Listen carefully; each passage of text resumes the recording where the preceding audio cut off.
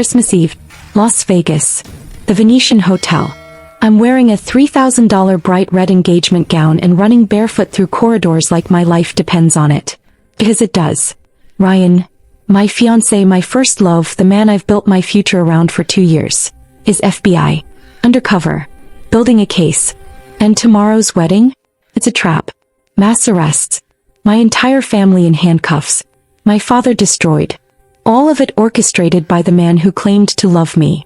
I can't call my father, he's the target. Can't go back to Ryan, he'll arrest me as accomplice. Can't think, can't breathe, just run. Find somewhere to hide. Somewhere to decide. A door finally opens. Unlocked, dark, salvation. I burst through. And freeze. A man stands there. Tall. Dark. Expensive three-piece suit. Loosening his tie like he owns the world. Our eyes meet. Recognition slams through me. Draco Marquesi. West Coast Mafia boss. My family's blood enemy for 15 years. The man my father calls Il Diavolo. The devil himself. He smiles. Slow. Dangerous. Victorious. Sophia Russo. Delivered gift wrapped on Christmas Eve. Your father's losing his touch. And somehow, I know, I just ran from one dangerous man straight into the arms of someone infinitely more dangerous. The only question is, will he destroy me or save me? The door clicks shut behind me. I can't move. Can't breathe. Can't process that I'm standing in Draco Marquesi's hotel suite wearing my engagement gown while my fiancé, my FBI agent fiancé, is probably tearing apart the hotel looking for me. Draco doesn't move closer, but he doesn't need to. His presence fills the room like smoke, suffocating and intoxicating all at once. He's taller than I remembered from the few times our paths accidentally crossed at neutral territory events. Broader. More devastating in person than in the surveillance photos my father kept in his office with "enemy" stamped across them. You look terrified, he observes, his voice carrying that subtle Italian accent that makes every word sound like a threat or a promise. Should I be insulted? I haven't even threatened you yet. What are you doing here? My voice comes steadier than I feel. Small victories. It's my hotel suite. I should ask you the same question. He pours 2 glasses of whiskey from the bar cart, offers me one. When I don't take it, he sets both down. But I already know the answer. Ryan Phillips. Special Agent Ryan Phillips, to be precise. Your fiancé, who's currently coordinating a task force that will arrest your entire family tomorrow at your wedding reception. The room tilts. How do you know? His smile sharpens. Sophia, I've known for 6 months. Been waiting for the perfect moment to use that information. But you... He moves closer now and I can smell sandalwood and something darker. You just saved me the trouble of deciding when to make my move. You came to me. I didn't come to you. I came to a random unlocked room because I needed somewhere to think. Nothing in my life is random. That door was unlocked because I was expecting a delivery. Fate, coincidence, divine intervention, call it what you want. But you're here now in my space, running from a man who's been lying to you for 2 years. He stops inches away, close enough that I have to tilt my head back to meet his eyes. And I'm going to offer you something he never did. The truth. My laugh comes bitter. The truth from a mafia boss? That's rich. The truth from someone who has no reason to lie to you. I'm your family's enemy. You know that. I'm dangerous. You know that too. But Sophia. His hand comes up, doesn't touch me, just hovers near my face. I don't pretend to be something I'm not. Ryan did. I'm offering you honesty even if it's ugly. He gave you beautiful lies. Which one actually hurts you more? I want to argue. Want to tell him he's wrong. But he's not. Ryan lied every single day for 2 years. Woke up next to me and went to work building a case to destroy everyone I love. That's a special kind of betrayal. What do you want? I ask because men like Draco Marquesi don't offer help without price tags. In my bed. Wearing my ring. Bearing my name. He says it simply like he's ordering coffee. Marry me. Tonight. Vegas makes it convenient. I stumble back. You're insane. Probably. But I'm insane with resources and motivation. He pulls out his phone, shows me photos I don't want to see. Ryan meeting with FBI handlers. Documents marked classified. Surveillance photos of my entire family with arrest dates. Your wedding tomorrow is an Operation Sophia. Operation Family Ties. Clever, isn't it? They'll let the ceremony happen, wait for everyone to gather for the reception, then sweep the whole family at once. Maximum humiliation. Maximum media coverage. Your father will be finished. Nausea rises. Why are you showing me this? Because I'm offering you an alternative. You marry me. Tonight. Tomorrow when the FBI comes for the Russo family, they find a married woman under the protection of someone they can't touch. Your family gets time to clean up whatever Ryan compromised. The blood feud between Russo and Marchesi ends because you'll belong to both families. Everyone wins. Except me. I'm just property exchanged between powerful men. Something dangerous flickers across his face. You think this is about property? I've been watching you for 6 years, Sophia. Since you turned 21 and walked into your father's restaurant wearing that red dress with your hair down and that smile that could bring men to their knees. I've stayed away out of respect for the feud. Out of respect for you deserving better than being used as a weapon. But you're here now. Running from a man who betrayed you. Needing protection I can provide. And I'm done pretending I don't want you. The honesty of it steals my breath. No romance. No pretty lies. Just raw want and strategic thinking. My father will never forgive me. Your father will forgive you being alive and free over you being in federal custody. I'll make sure of it. He pulls a small box from his jacket. Opens it. An emerald ring. My favorite stone, surrounded by diamonds. I've been carrying this for 3 months. Waiting for an opportunity. You gave me one. Don't waste it on misplaced loyalty to a family that would have watched you marry an FBI agent. They didn't know. Your father knew something was off. He told you Ryan seemed too good to be true. You ignored him because you wanted the fairy tale. Well, Sophia, here's reality. Ryan Phillips used you. I'm offering to protect you. One is betrayal disguised as love. One is alliance disguised as marriage. Which one do you choose? My mind races through options that don't exist. I can't go to my father, he's the target. Can't warn him without Ryan knowing. Can't trust anyone in my family not to accidentally expose what I know. And Draco's right about one thing. Ryan's been lying for 2 years. Why would I believe anything he says now? If I say yes, I hear myself whisper, what happens? Draco's smile is pure triumph and something that looks almost like relief. We call my lawyer. Get married within the hour. Vegas doesn't require waiting periods. Tomorrow when the FBI shows up, you're Mrs. Marchesi. Untouchable. Your family gets protection by association. And you, he steps closer, voice dropping to something intimate. You get a husband who actually wants you. Not as an asset. As a wife. You don't even know me. I know you take your coffee with 2 creams, no sugar. I know you visit your grandmother every Sunday at St. Catherine's. I know you have a master's in art history from Columbia that your father won't let you use because he thinks you're too delicate for the real world. I know you bite your lip when you're nervous.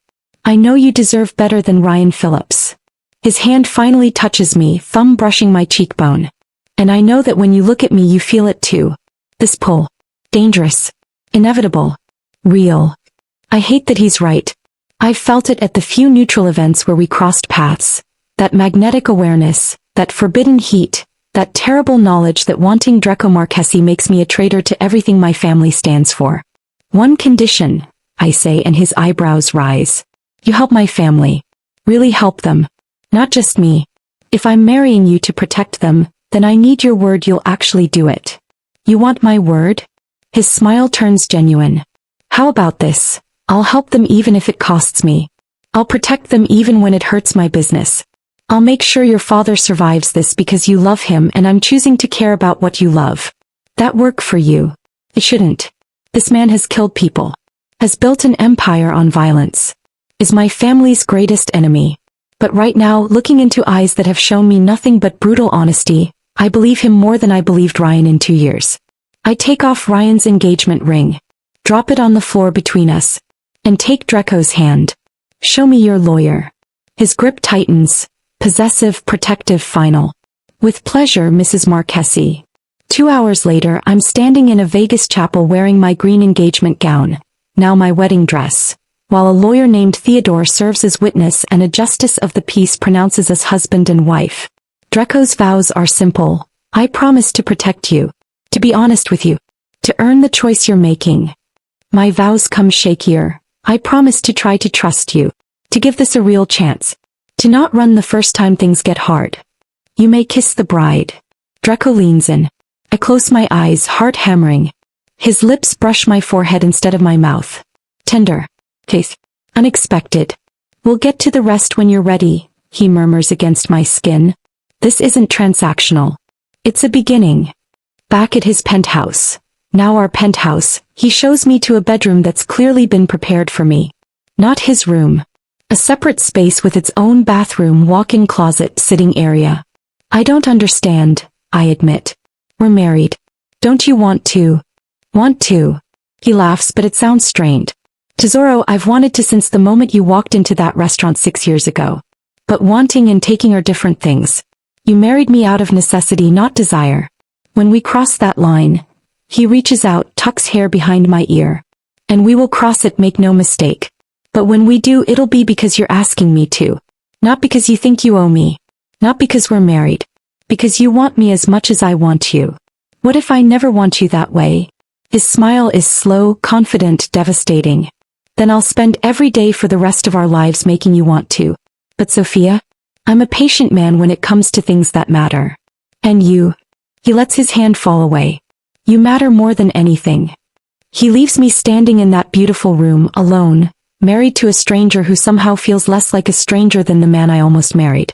I sink onto the bed, expensive linens, perfect firmness, everything designed for comfort, and finally let myself fall apart. I fled my engagement party. Married my family's enemy. Became Mrs. Marchesi in less than 3 hours. And the most terrifying part? I don't regret it. Not even a little bit. My phone buzzes. Ryan, of course. I silence it. Turn it off. Start my new life by ending my old one. Tomorrow the FBI will come. Tomorrow my family will find out. Tomorrow everything changes. But tonight I'm safe. Protected. And somehow impossibly I'm home. Even if that home is with the devil himself. I woke to December sunlight streaming through floor-to-ceiling windows and spent 10 disoriented seconds trying to remember where I was. The bed was too soft. The room too large. The ring on my finger too heavy. Then reality crashed back. I was married. To Draco Marchi. My family's worst enemy. And I'd done it wearing my engagement gown to another man. My phone, I turned it back on out of morbid curiosity, showed 63 missed calls. Ryan, 27. My father, 18. My mother, 12. Various siblings and cousins, the rest. My thumb hovered over my father's name. What would I even say? Hi, Papa. I discovered Ryan's FBI, so I married Draco Marchesi instead. Merry Christmas. A soft knock interrupted my spiral. Sophia? I have coffee if you're awake. No pressure. I can leave it outside your door. Draco's voice carried through the wood, careful, respectful, giving me space even in his own home. Our home. God, that was going to take adjustment. I opened the door. He stood there in gray sweatpants and a fitted black t-shirt, hair slightly damp from a shower, holding a coffee tray like a peace offering. Without the three-piece suit he looked younger. More human. Still devastatingly attractive, but approachable in a way that made my stomach flutter. Good morning, Mrs. Marchesi. He said it carefully, testing how I'd react to my new name. Don't call me that yet. I accepted the coffee. 2 creams, no sugar, exactly right because of course he remembered. I'm not ready for that name. Fair enough. Sophia it is. He didn't push, just gestured to the tray loaded with pastries, fruit, and what looked like a full Italian breakfast. I wasn't sure what you'd want, so Isabella made options. Isabella. My housekeeper. 62, terrifying, has been telling me how to run my life since I was 16. She's thrilled I'm finally married. Probably already planning to fatten you up with her cooking. Something about his casual domesticity broke through my defenses. You have a housekeeper who's been with you since you were 16? Since my mother died. Isabella was her best friend. Stayed to make sure I didn't completely destroy myself. His expression turned complicated. Fair warning, she's going to mother you aggressively. It's her love language. Also interrogation. She'll want to know everything about you. I sipped the perfect coffee, processing this glimpse of his life. You lost your mother young? 15. Cancer. Fast and brutal. He leaned against the doorframe, not coming into my room without invitation. My father followed 6 months later. Heart attack, but really grief. That's when I inherited the family business and all its complications. Including a blood feud with your father that started over a territorial dispute I still don't fully understand. I was 12 when it started, I admitted. I remember my father coming home angry, saying the Marchesi family betrayed him. But he never explained details. Because there aren't details. Just two proud men refusing to back down over a shipping route. His jaw tightened. 15 years of warfare over something neither family actually needed. Men died, Sophia. Good men. Over pride and stubbornness. That's why when you crashed into my room last night I saw opportunity.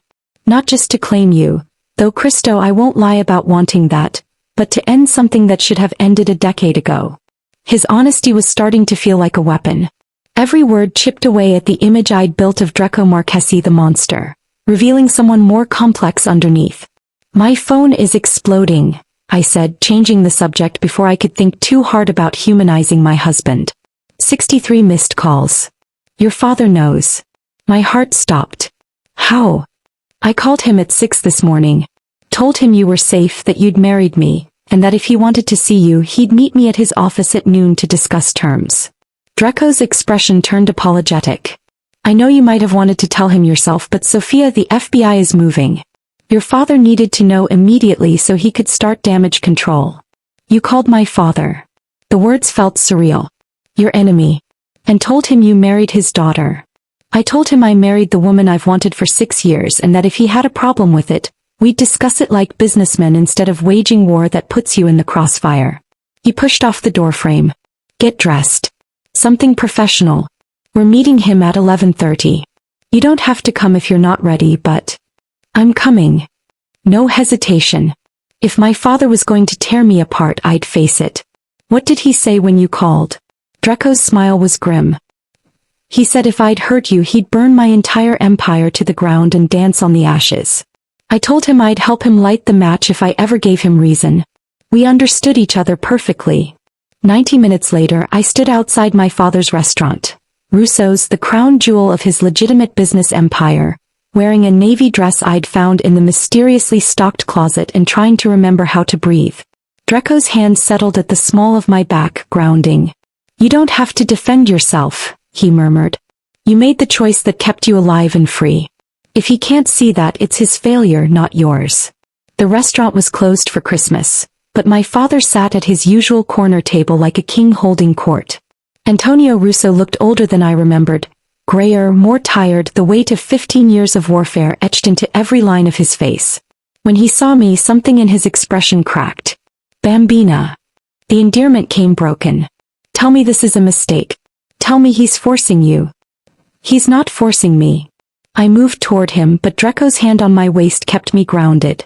Papa, I need to tell you something about Ryan. What followed was the hardest conversation of my life. I explained about overhearing Ryan's phone call. About the FBI operation. About having minutes to decide between warning my family and becoming an accomplice to their arrest. About running through the hotel with nowhere to go and bursting into Draco's room. And he just happened to offer marriage? My father's voice dripped skepticism. He offered protection. Marriage was the mechanism. I lifted my chin, channeling strength I didn't feel.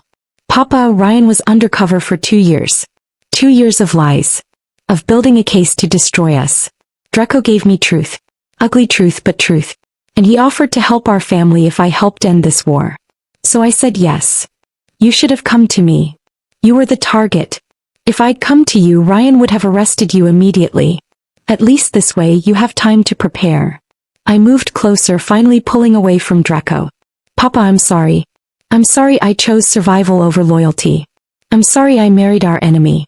But I'm not sorry I'm alive and free. And neither should you be. My father's eyes moved past me to Draco, who stood silent, letting me fight my own battle. What are your intentions with my daughter?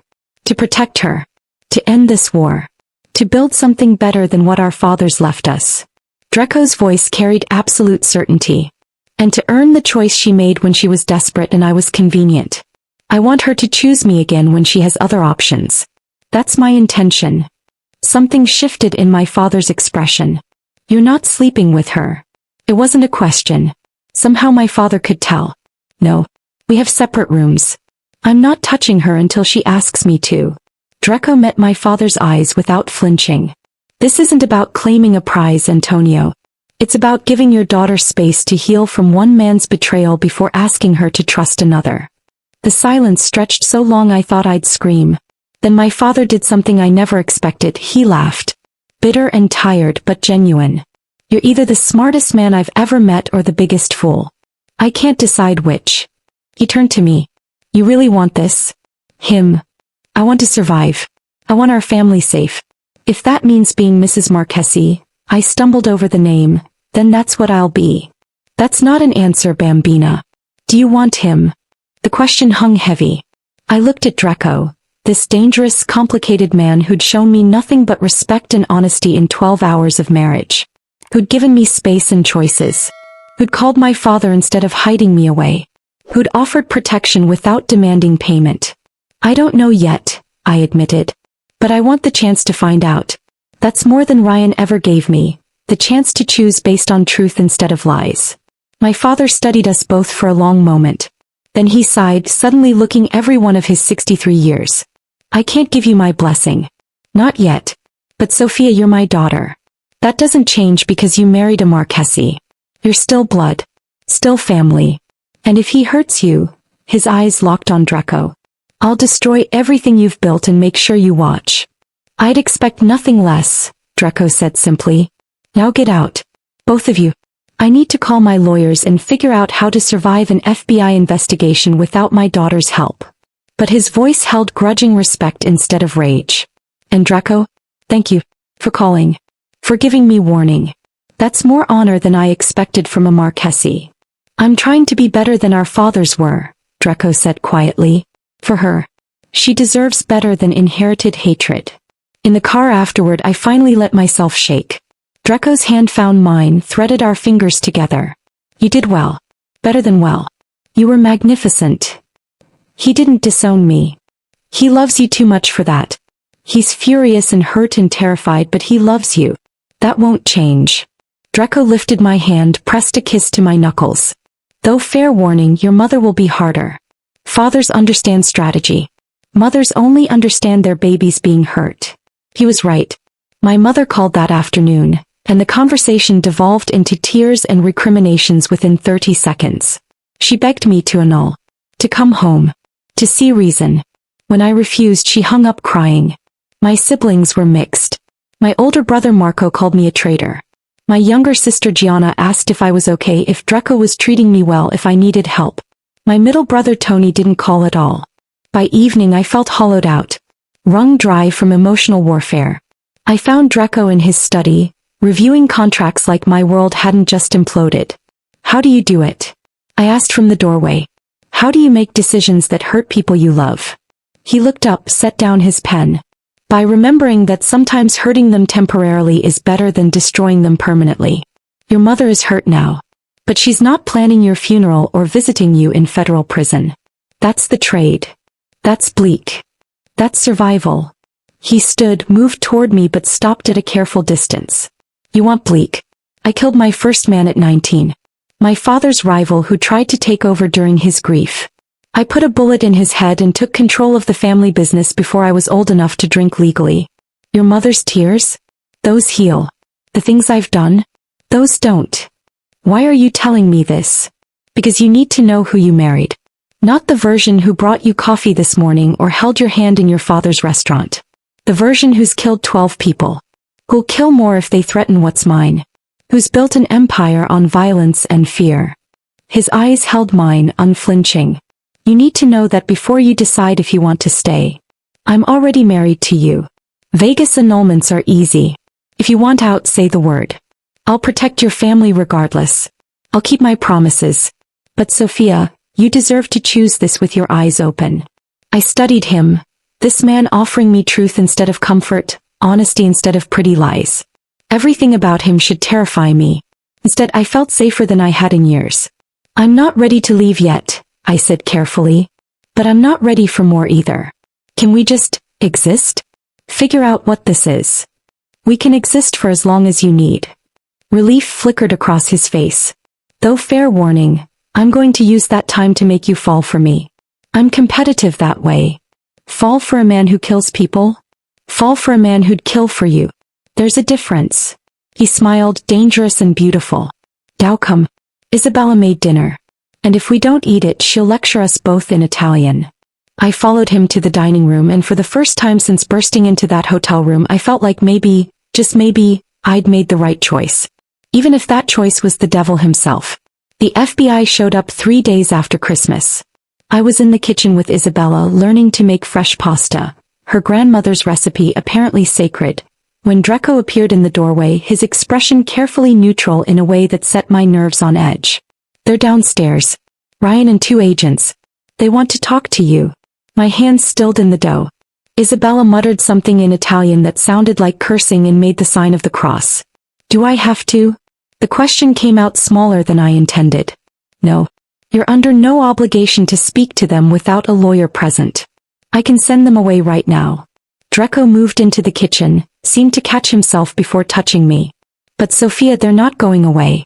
Ryan's going to keep trying until he either accepts you've moved on or I make him disappear. Your choice, which happens first. The casual way he said, make him disappear, should have horrified me. Instead, I felt a dark satisfaction that someone was finally taking my fear of Ryan seriously. I'll talk to him. But you're staying with me. Wouldn't dream of leaving you alone with him. Something possessive and protective crossed his face. He touches you, looks at you wrong, breathes in a way I don't like, and the lawyer becomes optional. Clear. Isabella snorted. Finally, you show some fire for your wife. I was beginning to think you were broken. Isabella, Draco warned. What? You've been married 3 days and you're still in separate rooms like strangers. When I married my Giuseppe. We don't need to hear about you and Giuseppe again, I interrupted, surprising myself. But Isabella's obvious affection for Draco had made me comfortable enough to joke. Pretty sure that story is why you have 7 children. She cackled delightedly. Smart girl. You keep this one, Draco. She has spine. In the elevator down to the lobby, Draco's penthouse occupied the entire top floor of his building. I tried to smooth my flower-covered shirt and failed. Draco noticed, smiled slightly. Leave it. Let Ryan see you comfortable and domestic. It'll drive him insane. That's cruel. That's strategic. He's been lying to you for 2 years. A little psychological warfare is the least he deserves. The lobby of Draco's building screamed luxury and security in equal measure. Ryan stood near the entrance with 2 agents I recognized from photos. His FBI handlers. He looked terrible. Unshaven, rumpled, eyes wild with something between rage and desperation. Sophia. He moved toward me. Draco's hand settled on my waist, stopping him without words. Jesus, Soph, are you okay? Did he hurt you? Force you? Blink twice if you need help. I'm fine, Ryan. Better than fine. You married him. You married Draco Marchesi. Your family's enemy. The man your father. He stopped, seemed to notice our body language. The way I leaned into Draco instead of pulling away. Oh my God. You're really with him. You chose him. I chose survival.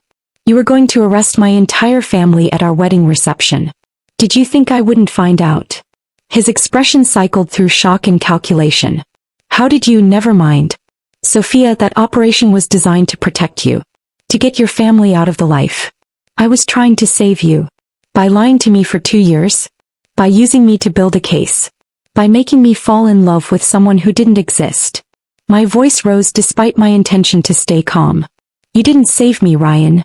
You betrayed me. There's a difference. And what do you think he's doing? Ryan gestured at Draco. He's using you. To get to your father, to end the feud, to consolidate power. You're a pawn, Sophia. Wake up. I know exactly why Draco married me. I met Ryan's eyes, watched him flinch at the certainty in my voice. He told me. Up front. Honestly. Gave me the strategic reasons and the personal ones. Didn't hide behind love declarations or romance. Just truth. When's the last time you gave me that, Ryan? One of the agents, a woman in her 40s with sharp eyes, stepped forward. Mrs. Marchesi, I'm Special Agent Townsend. We need to ask you some questions about your father's business activities. You're not under arrest, but we'd appreciate your cooperation. My wife isn't answering questions without her lawyer present, Draco said smoothly. And since she's not under arrest, she's not required to cooperate. So unless you have a warrant. We have evidence you're being held against your will, Ryan interrupted. That this marriage was coerced.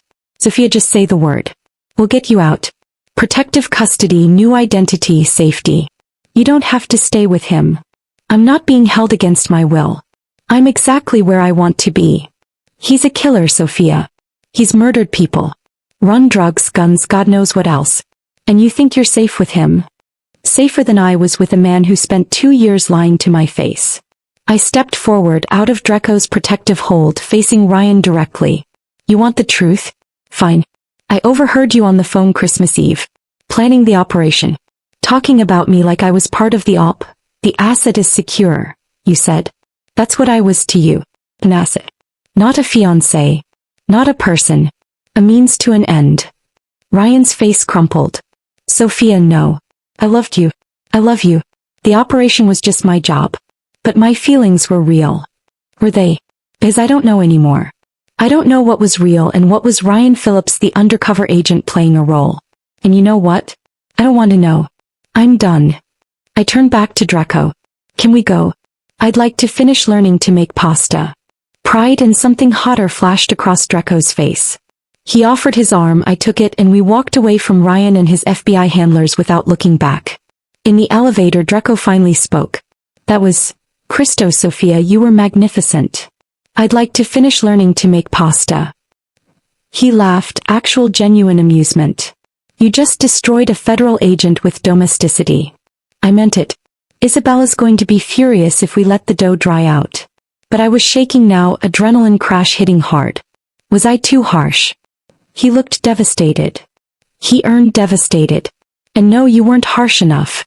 If I'd handled that conversation, he'd be... Draco caught himself. Never mind. You handled it perfectly. Gave him closure and clarity. That's more grace than he deserved.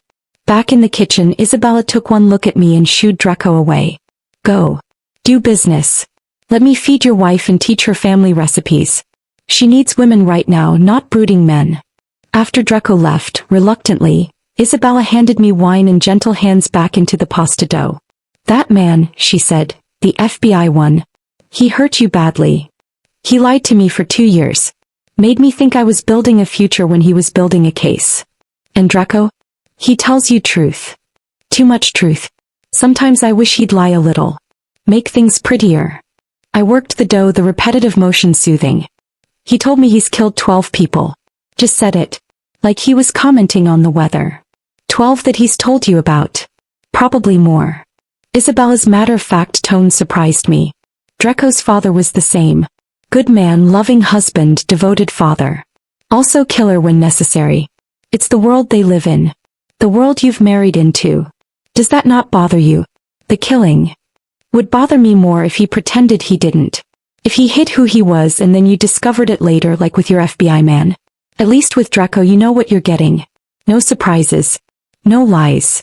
She shaped pasta with expert hands. My Giuseppe was legitimate. Accountant. Never hurt anyone. Also cheated on me with his secretary for 5 years. I didn't know until she showed up pregnant at our door. I stared. Isabella, I'm so sorry. Don't be. I left him, raised my children alone, and came to work for Draco's mother. Best decision I ever made. The point, Sophia, is that legitimate doesn't mean good. And dangerous doesn't mean bad. You judge a man by how he treats people who can't fight back. And Draco? He's ruthless with enemies. Gentle with everyone else. That's who he is. But we're in separate rooms. He hasn't even kissed me properly. Maybe he doesn't actually want. Oh, Bambina. Isabella's laugh was rich and knowing. That man wants you so badly he's barely sleeping. I hear him up at 3 in the morning taking cold showers, working out his frustration. He's just trying to be honorable. Trying to let you choose him freely instead of taking what he's won. How long will he wait? Long as you need. But Sophia? Don't make him wait just to test him. That's cruel to you both. He covered the shaped pasta. If you want him, take him. You're married. You're allowed. That night I couldn't sleep. My mind kept replaying Ryan's devastated face. my father's barely concealed hurt, my mother's tears. Every choice I'd made was hurting someone. The weight of it pressed against my chest until I couldn't breathe. I found Draco on the terrace despite the December cold, whiskey in hand, staring at Las Vegas glittering below us. Insomnia or avoidance? He asked without turning. Both. I moved beside him, accepting the jacket he immediately offered. Does it get easier? The guilt. No. You just get better at carrying it. He handed me his whiskey. What's eating you tonight? Everyone I love is hurting because of choices I made. My mother cried for an hour on the phone today. My brother won't speak to me.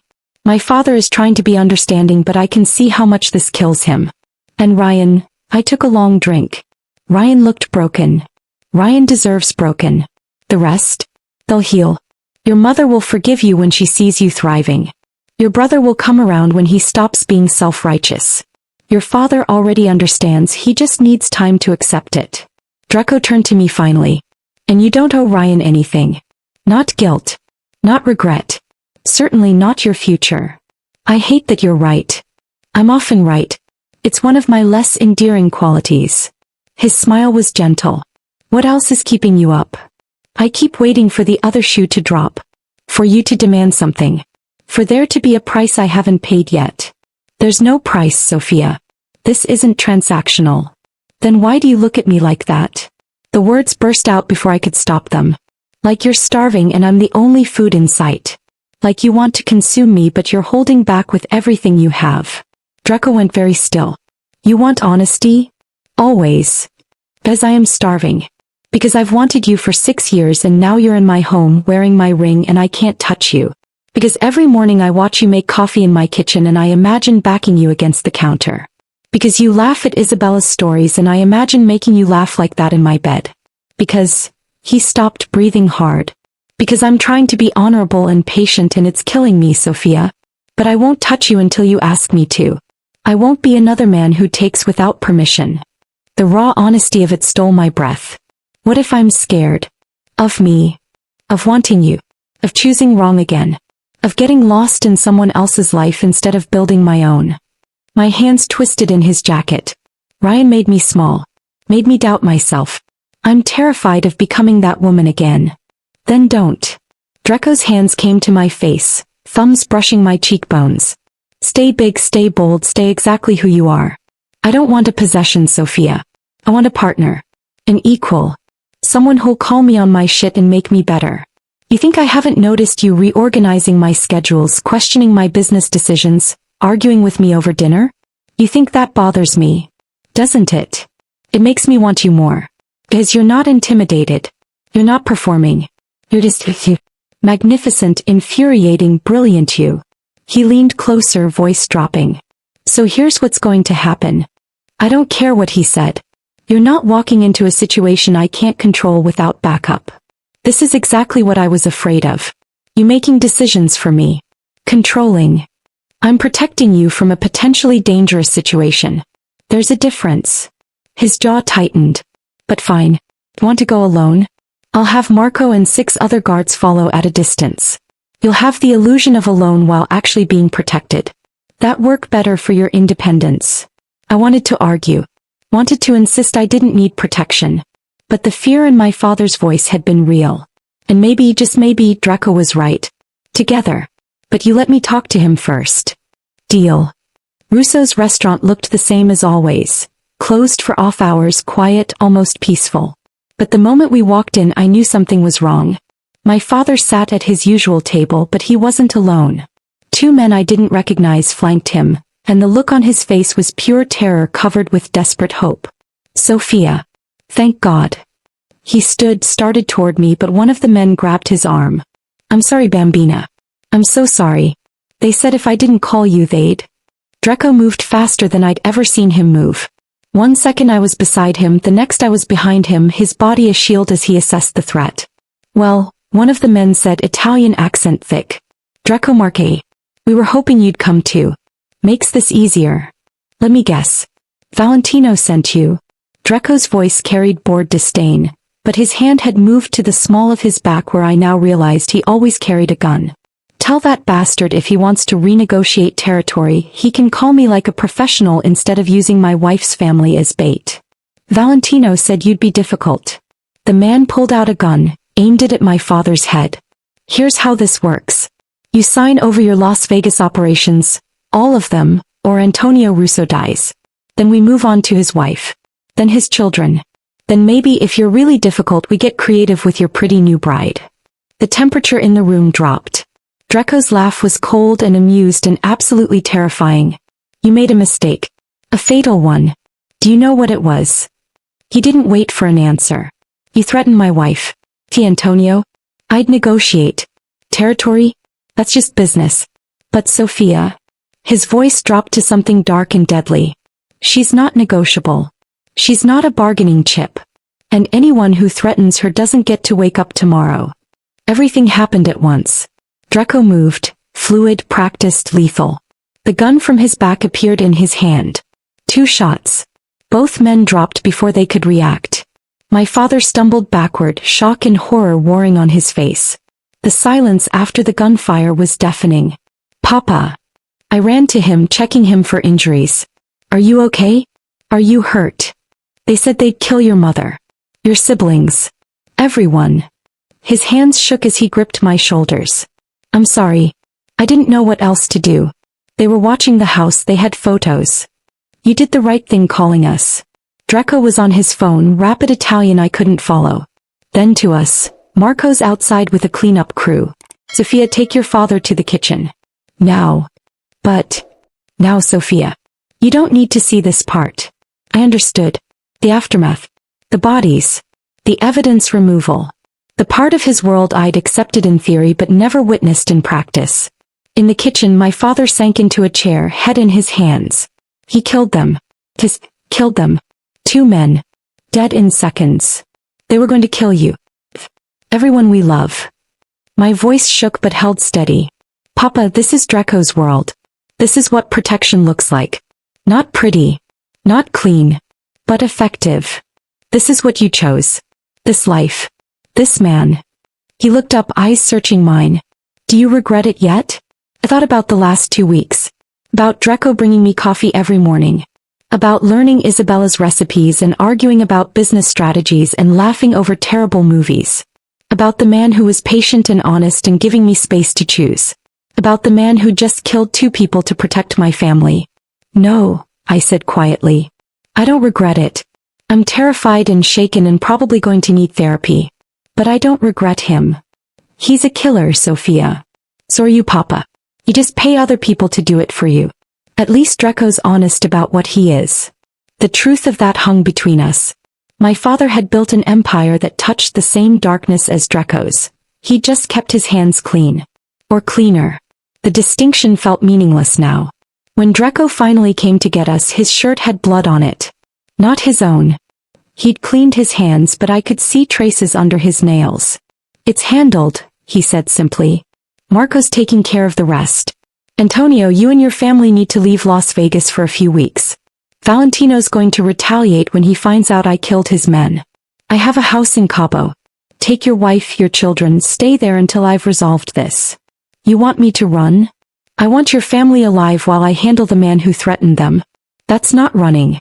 That's strategy. Draco's expression softened slightly. Please. For Sophia. So she doesn't have to worry about her entire family while I'm dealing with Valentino. My father looked at me, then at Draco, then back to me. You're sure about him? About this life? I'm sure about him, I said. The life. I'm learning. But Papa, he just saved you. Saved all of us. Without hesitation. Without negotiating. That's worth something. That's worth everything, my father corrected. Then to Draco, thank you. For protecting my daughter. For protecting my family. But I was wrong about you. Not completely wrong, you're still a dangerous bastard. But wrong about what you'd be to Sophia. I'll take dangerous bastard as a compliment coming from you. Draco extended his hand. Truce? For real this time. My father stared at the hand covered in blood from protecting us. Then he took it. Truce. In the car afterward I couldn't stop shaking. Draco noticed immediately. pulled me against his side even though we were in the back of his armored SUV with Marco driving. You're okay. You're safe. Breathe, Tesoro. You killed them. My voice came muffled against his shirt. Just killed them. I did. And I'd do it again. They threatened you. That's not negotiable. His hand stroked my hair.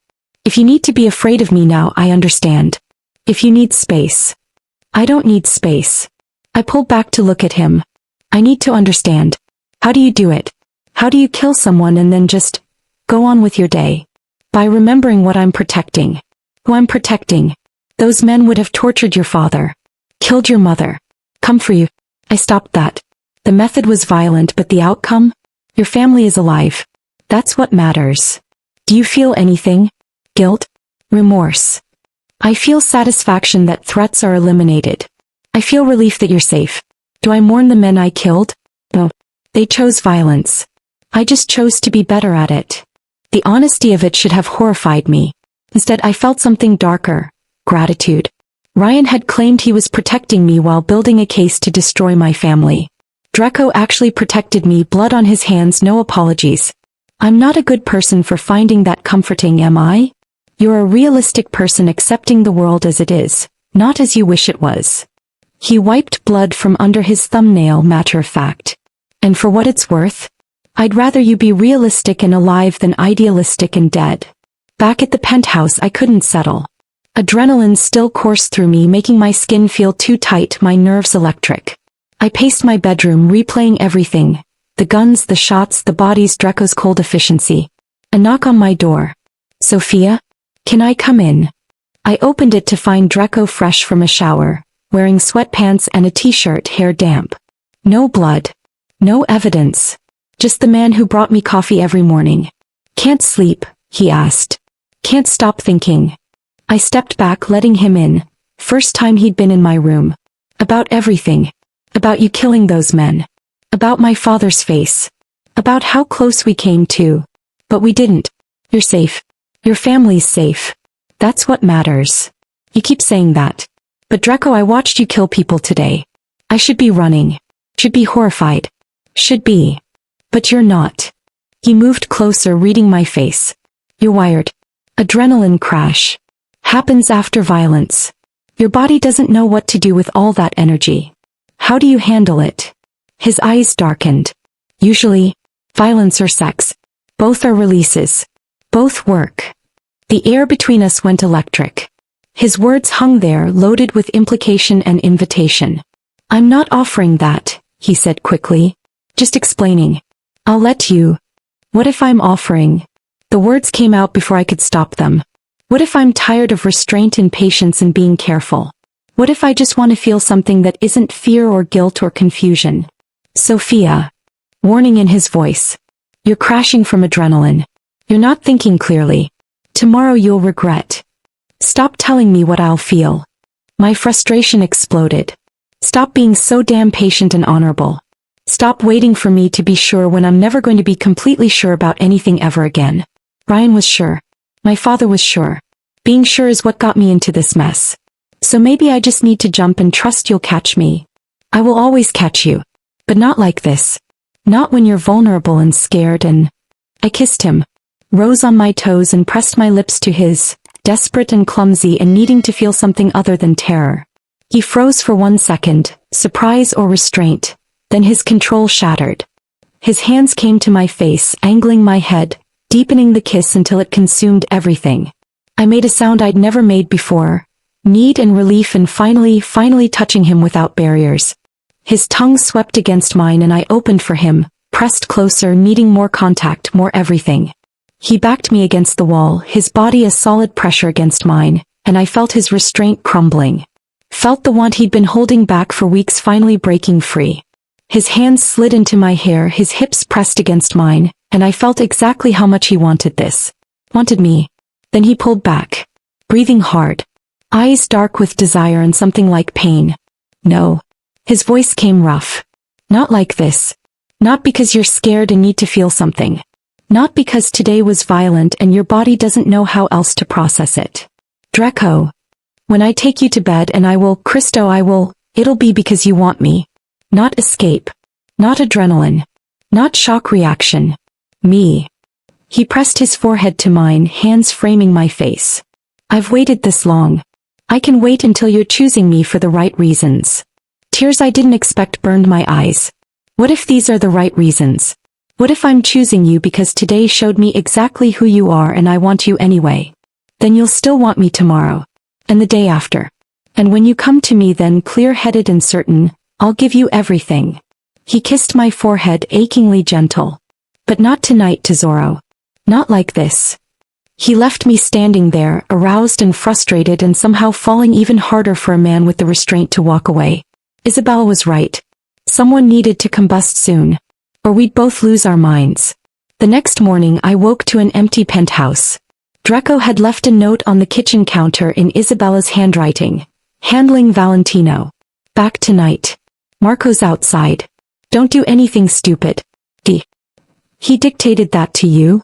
I asked Isabella, who was making espresso. Word for word. Including the don't do anything stupid part. She handed me coffee with a knowing smile. Though between you and me, jumping that man's bones would be the opposite of stupid at this point. Isabella. What? You think I didn't hear you two last night? These walls aren't that thick. He kissed you, you kissed back, then he left you hanging. That man's willpower is either admirable or insane. My face burned. He's being respectful. He's being stubborn. There's a difference. She cracked eggs with unnecessary force. You want him. He wants you. You're married. The only thing stopping you is both of you being too careful to just take what you want. What if I'm not ready? Then don't be ready. But Sofia Bambina, you're allowed to want things. You're allowed to be messy and uncertain and still choose to try. Waiting for perfect clarity before acting? That's just fear wearing a responsible mask. Her words haunted me all day. I tried to work on a freelance art curation project, finally using my degree for something, but couldn't focus. Tried to read. Tried to watch TV. Tried to do anything that wasn't obsessing over last night's kiss and the way Draco had walked away, even though I felt his body's reaction. Knew he wanted me, knew his restraint was costing him. Around 5 p.m. my sister Gianna called. First time since the wedding. Gia. Relief flooded through me. Thank God. I thought you hated me too. I could never hate you. Her voice came warm, familiar, exactly what I needed. But I had to get past my own stuff first. The FBI came to my apartment, Sophia. Questioned me about Papa, about the business, about you. It was terrifying. I'm so sorry. I never meant to. Stop. You didn't do this. Ryan did. And honestly, I'm grateful. Because it made Papa finally admit some of his business practices weren't exactly legal. We're cleaning things up. Going completely legitimate. It's chaos, but it's good chaos. Papa's going legitimate? He doesn't have a choice. The FBI is watching everything. But also, she paused. Also, I think almost losing everything made him realize it wasn't worth it. The risk to family. The constant looking over his shoulder. He's tired, Soph. And your husband... Sorry, is that still weird to say? Very weird.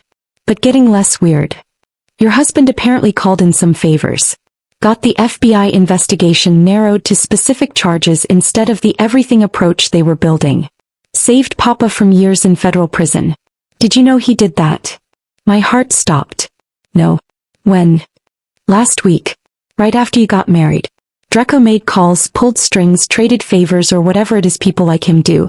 Papa would have told you himself, but I think he's ashamed he needed help from a Marchese. After we hung up, I sat staring at my phone. Draco had protected my father without telling me. Without expecting gratitude or recognition. Just did it. Because it mattered to me. The front door opened. Draco walked in looking exhausted, his shirt untucked, sleeves rolled up, evidence of a long day negotiating with dangerous people. Hey. He seemed surprised to see me in the living room.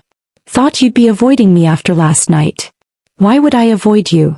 Because I kissed you like a starving man, then walked away like an idiot. He dropped his keys on the counter. Isabella left dinner. Osso buco. She said, and I quote, feed your wife properly or I'll find you a new one. She wouldn't. She absolutely would. Isabella's loyalty is to whoever feeds her gossip and grandchildren, not necessarily in that order. He moved toward his room. I need to shower. Be back in 10. Draco, wait. He turned. My sister called. He told me what you did. For my father. The FBI investigation. Something in his expression shuddered. It needed handling. You didn't tell me. Because it wasn't about getting credit. It was about protecting your family. Which is my job now as your husband. He scrubbed his face tiredly. Is this going to be a fight? Because I've spent all day negotiating with Valentino's people and I don't have the energy for an argument about why I did something decent. It's not going to be a fight. I moved closer. It's going to be a thank you. And a question. Hey, what question? Why do you keep doing things for me without asking for anything in return? You've protected my family, ended a feud, killed for me, walked away when I practically begged you not to. What's your end game? What do you actually want from me? I want you happy. I want you safe.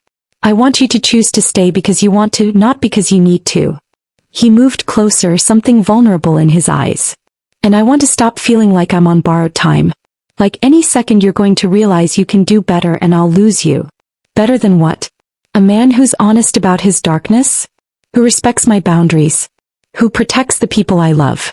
Draco, the bar Ryan set is subterranean. You're not competing with much. I'm competing with the idea of what you deserve. And Sophia, you deserve someone without blood on his hands. Someone who can give you normal. Safe. Boring. Not someone who killed 2 men yesterday and barely blinked. I closed the distance between us. What if I don't want normal? What if I want someone who sees me as an equal instead of something fragile to protect? What if I want someone dangerous enough to keep me safe but secure enough to let me be strong? What if you're just convincing yourself because the alternative is admitting you made a mistake marrying me? Then I'll figure that out. But Draco. I put my hand on his chest, felt his heart hammering. I don't think this is a mistake. I think it's the first completely honest choice I've made in years. And I'm tired of second-guessing it. Sophia. No. My turn, Doc. You've been patient and respectful and honorable for 3 weeks. You've given me space and choices and time. And I appreciate that. But I need you to understand something. I'm choosing you. Not because I'm scared. Not because I need protection. Not because I'm grateful. Because I want you. The real you. Blood and all. His hands came to my waist like he couldn't help himself. You're killing me. You know that, right? Saying things like that while looking at me like, Christo, Sophia, I'm trying to do the right thing here. Maybe the right thing is letting me choose wrong. Or right. Or whatever this is. I slid my hands up his chest. I kissed you last night and you walked away. That took incredible strength. But I'm asking you not to walk away anymore. I'm asking you to stay. You're sure? Because once I stop holding back, there's no going back. Once I have you, I'm not going to be able to let you go. Good. Because I'm tired of running. He kissed me then, different from last night. Not desperate. Not shocked. Deliberate. Claiming.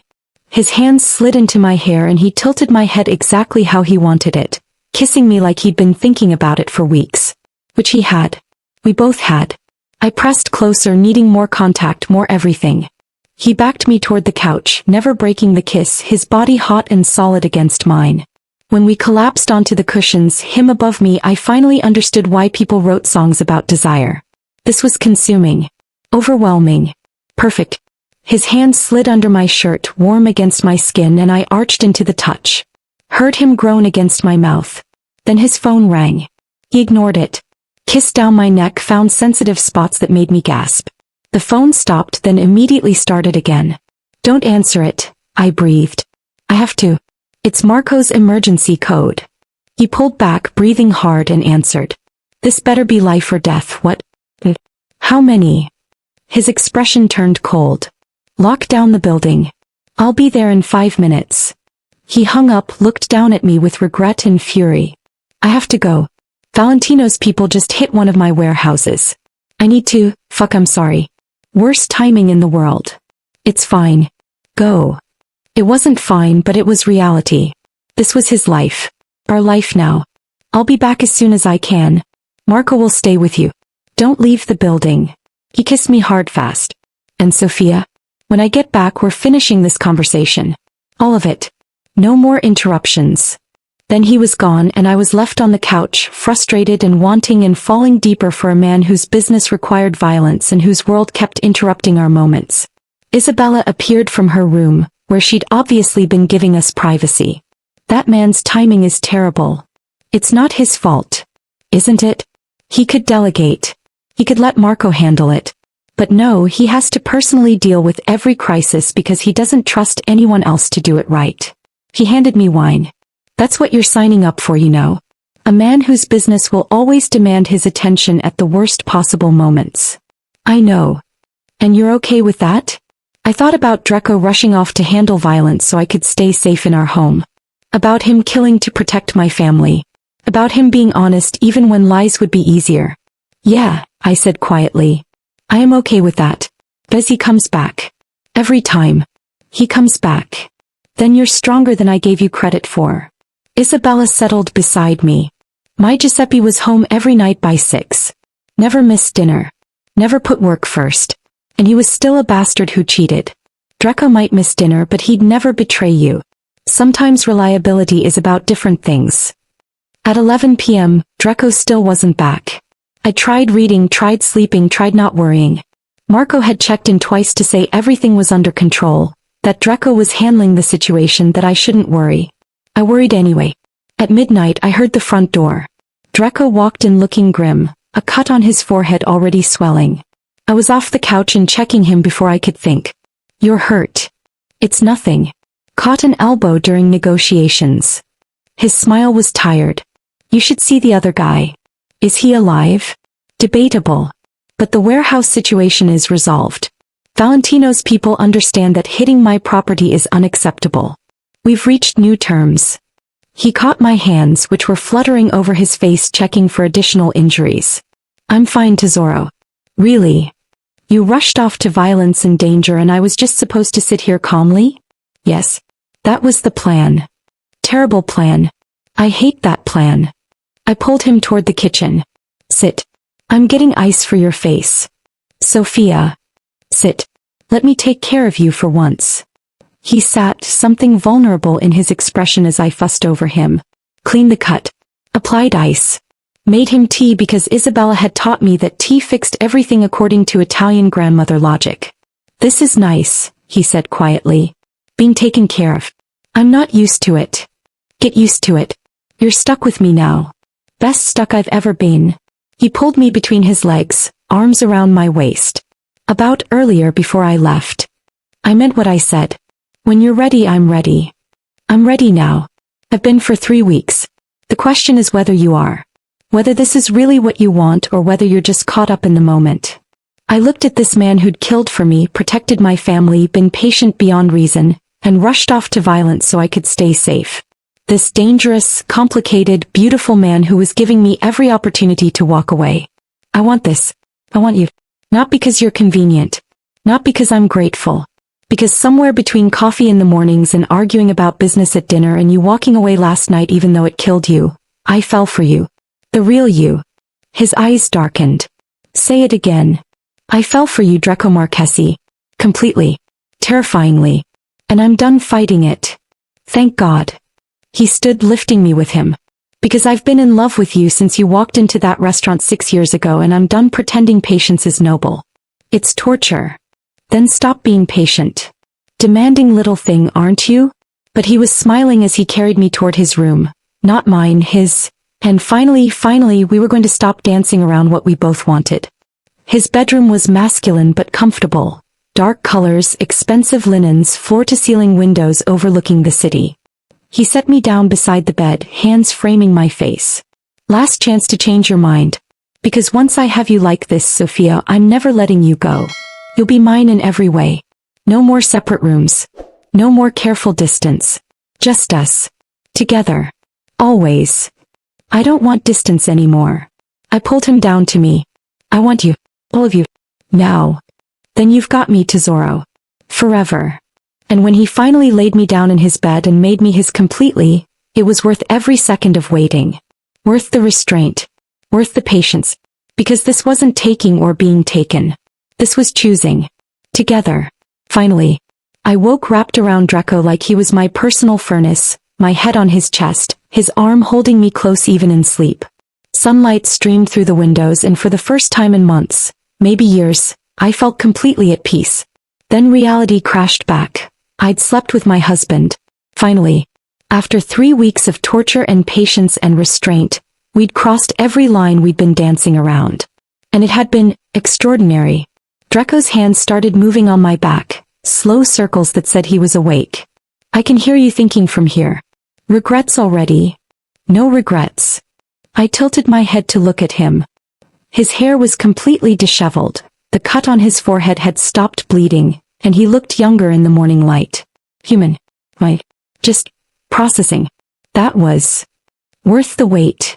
His smile was smug. Incredibly arrogant of you to fish for compliments. Not fishing. I know I ruined you last night. He pulled me on top of him, hands settling on my hips. I heard you say my name at least 6 times. Counted. Heat flooded my face. You're impossible. You love it. But his expression turned serious. Sophia, last night meant everything to me. Not just the physical, though Christo that was, but you choosing me. Really choosing me. After seeing what I am, what I do, you still wanted me. I don't have words for what that means. Then show me instead. His eyes darkened. Demanding morning after. I like it. What followed was slower than the night before. Leisurely. Learning each other in daylight, taking our time, no more desperate urgency. Just us, together, finally without barriers. Afterward, tangled in sheets that smelled like us, Draco's phone rang. He ignored it. It rang again. And again. Answer it, I said, knowing whatever this was couldn't be ignored. He grabbed the phone, his expression shifting from content to cold in seconds. When? How bad? I'll be there in 20. He hung up, already moving. I need to go. Ryan's at the police station filing charges against me. Assault, kidnapping, coercion. Says I'm forcing you to stay married against your will. My stomach dropped. What? No. I need to come with you. Sophia. No. This is Ryan being obsessive and delusional, and I'm not letting him drag you into legal trouble because he can't accept I moved on. Get dressed. We're handling this together. 20 minutes later, we walked into the Las Vegas police station hand in hand. Ryan sat with 2 detectives looking haggard and desperate. When he saw us, specifically saw my hand in Draco's, something broke in his expression. Sophia. Thank God. I've been trying to reach you for days. These people, he gestured at Draco. They've been blocking my calls, preventing me from. I blocked your calls, Ryan. Me. Because I'm done with you. I moved closer to him, made sure he could see my face clearly. I'm not being held against my will. I'm not being coerced. I married Draco because I wanted to. Because he's honest and protective and everything you pretended to be. And if you can't accept that, that's your problem, not his. He's a criminal. He killed 2 men 3 days ago. I have witnesses, evidence. In defense of my family who was being threatened by rival mob associates, Draco interjected smoothly. Self-defense is legal in Nevada. As is defense of others. Your witnesses won't hold up. But please, continue wasting police resources with your obsessive stalking of my wife. I'm sure your FBI supervisors will love hearing how you've been using your position to harass a civilian. One of the detectives, a woman in her 50s with sharp eyes, looked between us. Mrs. Marchesi, are you here of your own free will? Completely. My husband and I were in bed when Mr. Phillips decided to interrupt our morning with false charges. I let the implication hang there. We've been married 3 weeks. We're still in the honeymoon phase. His timing is terrible. You slept with him. Ryan's voice came broken. Sophia, how could you? We were supposed to get married. We were supposed to. You were supposed to arrest my family at our wedding reception, I corrected coldly. You lied to me for 2 years. Built a case while pretending to love me. I found out Christmas Eve and made a choice. That choice was Draco. Accept it or don't, but stop harassing us. The detective stood. Mr. Phillips, unless you have concrete evidence of a crime, and I don't like that she married someone else, isn't evidence, I'm going to have to ask you to leave.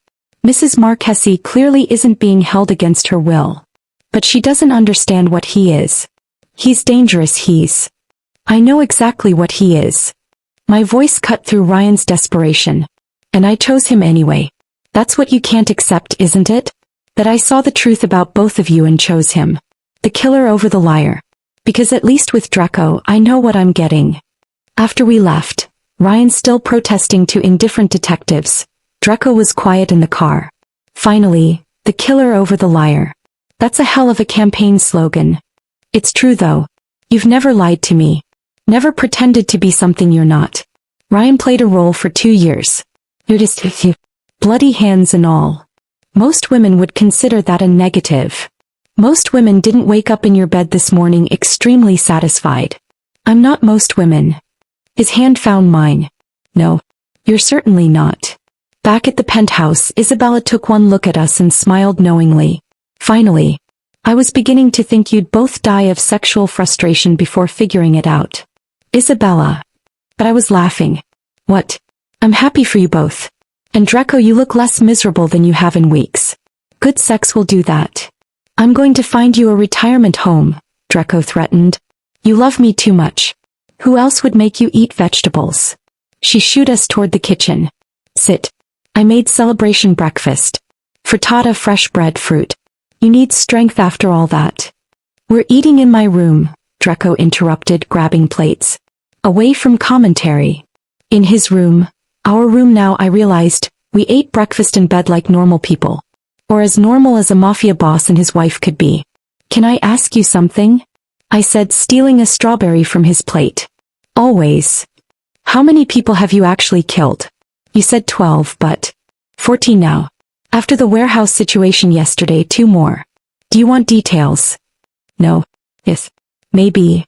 I struggled for clarity. I want to understand that part of your life. The violence. Because I need to know if I can really live with it or if I'm just convincing myself. He set down his fork, met my eyes. I'll give you honesty, but Sophia, some things you can't unhear. Once you know the details, they stay with you. Are you sure? I nodded. What followed was the most difficult conversation of our relationship. Draco explained each kill, the context, the reasons, the methods. Some were business. Some were protection. One was revenge for his mother. Another was eliminating a threat to Isabella's family. Each had a reason. None were random or sadistic. But all were permanent. The first one was the hardest, he admitted. I was 19. My father's rival had just killed him, was moving to take over our businesses. I put a gun to his head and pulled the trigger. Threw up immediately after. Couldn't sleep for weeks. And now I sleep fine. Which probably makes me a monster. But I protect what's mine, Sophia. Family. Business. And I don't apologize for being good at it. I should be horrified. I should want to run. But you're not, and you don't. Why? I thought about it carefully. Because you're honest about it. Because you don't kill for pleasure, only for protection. Because everything you do is to keep people safe, even if the methods are violent. And because I reached for his hand. Because I've seen both sides of you. The killer and the man who brings me coffee. And somehow both versions are you. I can't have one without the other. You're either very evolved or slightly broken. Probably both. I kissed him softly. But I'm yours. Broken, evolved, and completely yours. Say it again. I'm yours, Draco Marquesi. All of me. His kiss was answer enough. We spent the morning in bed, talking, touching, existing in the bubble we'd created. But reality intruded when Marco called with news that couldn't wait. Your mother's coming, Draco said after hanging up. She's on a flight from Sacramento. Gets here at 3. Isabella invited her to dinner without asking us first. Oh God. I buried my face in his chest. She's going to lecture me. Cry. Probably try to convince me to annul. And she's going to hate you on sight. Most mothers do. Comes with the territory. He stroked my hair. But she's your mother. She deserves a chance to see you're okay. Happy. That I'm not the devil your father warned her about. You literally are though. Papa calls you Il Diavolo. Fair point. But I'll be charming. I can do charming when necessary. My mother arrived at precisely 3 p.m., looking elegant and exhausted. Rosa Russo had always been the family beauty. Where my father was blunt force, she was delicate manipulation. And the look she gave Draco could have frozen hell. So, you're the man who stole my daughter. I'm the man who married your daughter when she needed protection from an FBI operative who'd been lying to her for 2 years, Draco corrected gently. Mrs. Russo, I know you have every reason to hate me. To see me as enemy, as threat, as someone who took advantage of Sophia's vulnerability.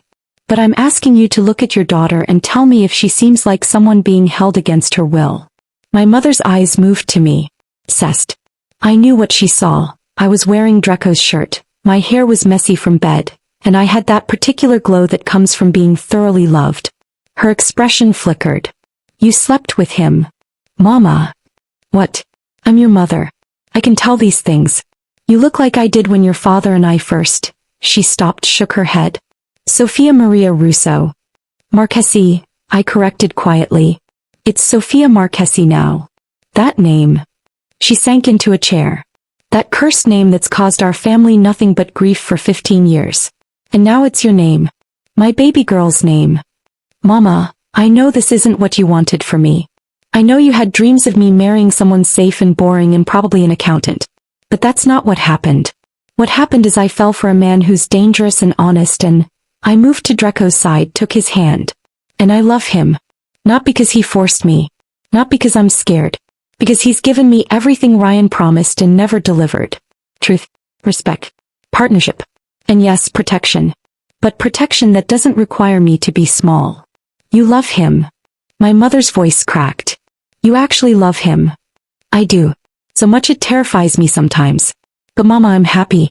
For the first time in years, I'm actually happy. Can't that be enough? What followed was my mother crying. The bone-deep sobs of a parent who realizes their child has grown beyond their reach. But through the tears she kept looking at me, at Draco, at how we stood together. Finally she spoke to Draco directly. You hurt my daughter and I'll destroy you. I don't care about your power or your guns or your reputation. A mother protecting her child is more dangerous than any Mafia don. Understood? Completely. And for what it's worth, I'd help you destroy me if I ever gave you reason. Sophia deserves someone who'd burn his own empire down before hurting her. I intend to be that person. Pretty words. True words. Ask Antonio. I've kept every promise I've made regarding your family, including protecting him from FBI charges that would have destroyed him. I'm not interested in empty declarations, Mrs. Russo. I'm interested in proving myself through action. My mother studied him for a long moment. Then surprisingly she almost smiled. You're very smooth. I see why Sophia fell for you. But Draco Marchesi, I'm watching. And unlike my husband, I don't negotiate. You fail my daughter and smooth words won't save you. I wouldn't expect them to. Dinner with my mother, Draco, and Isabella was surreal but weirdly wonderful. My mother and Isabella bonded over recipes and complaints about stubborn men. Draco was charming but honest, never pretending to be anything but what he was. And I watched my mother slowly, reluctantly start to accept that maybe, just maybe, I'd made the right choice. When she left, she hugged me for a long time. I still don't like this. But Sophia, you look happy. And after watching you dim yourself for Ryan for 2 years, seeing you bright again? That's worth something. Even if it means accepting a Marchesi into the family. It means everything, Mama. Thank you.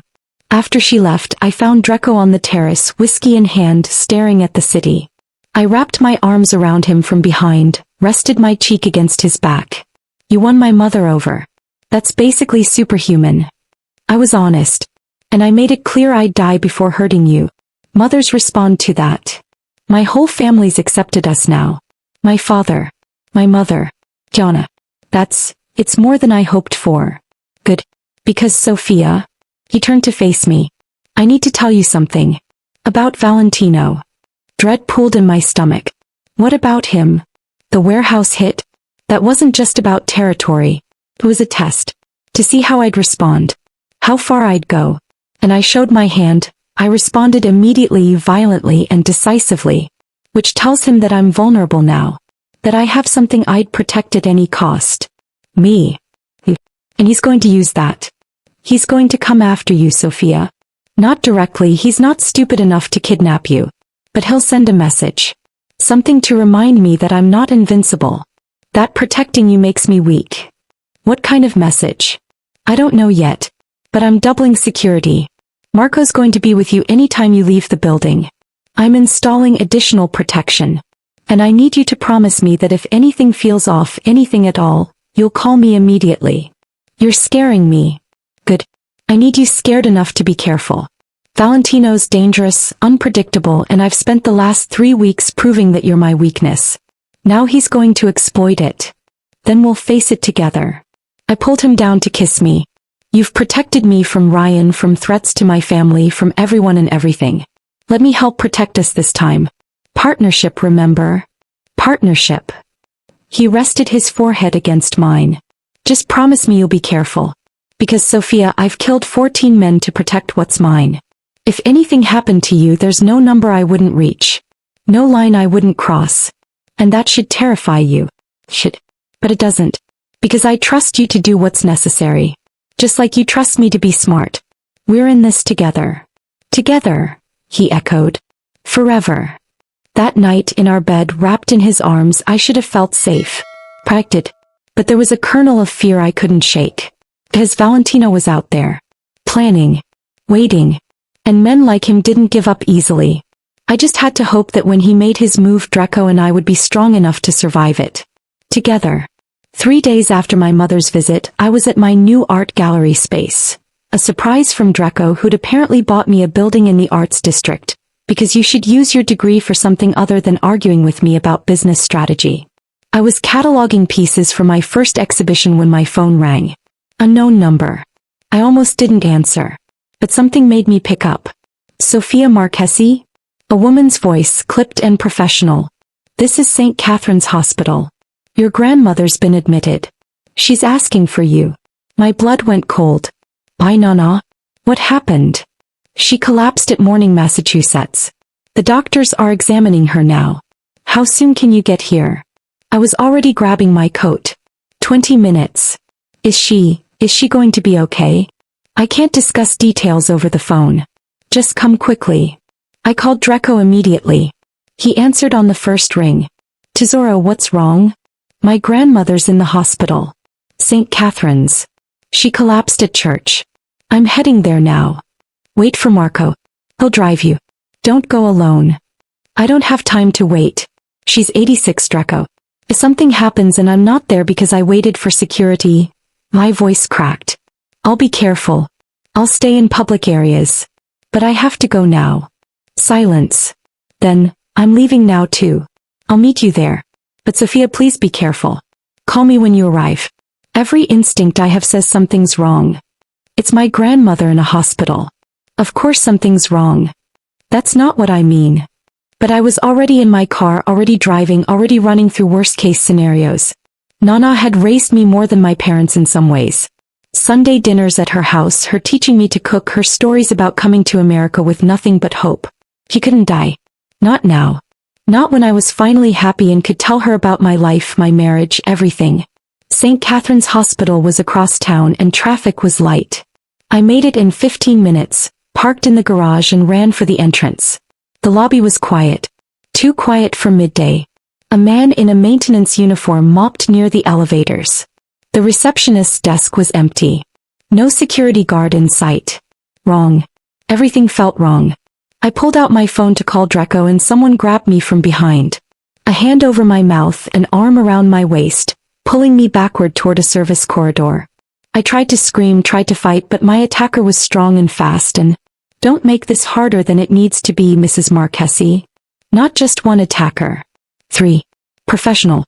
Coordinated. They dragged me into a maintenance room, zip-tied my hands, shoved me into a wheeled laundry cart. Your grandmother's fine, by the way, one said with a Russian accent. Valentino sends his regards. Then darkness as they closed the lid. Movement. I tried to scream, but the hand was back over my mouth. Tried to kick, but they tied my ankles too. I lost track of time. Could have been minutes or hours. Finally, the movement stopped. Light flooded in as they opened the cart. Strong hands pulled me out into what looked like a warehouse.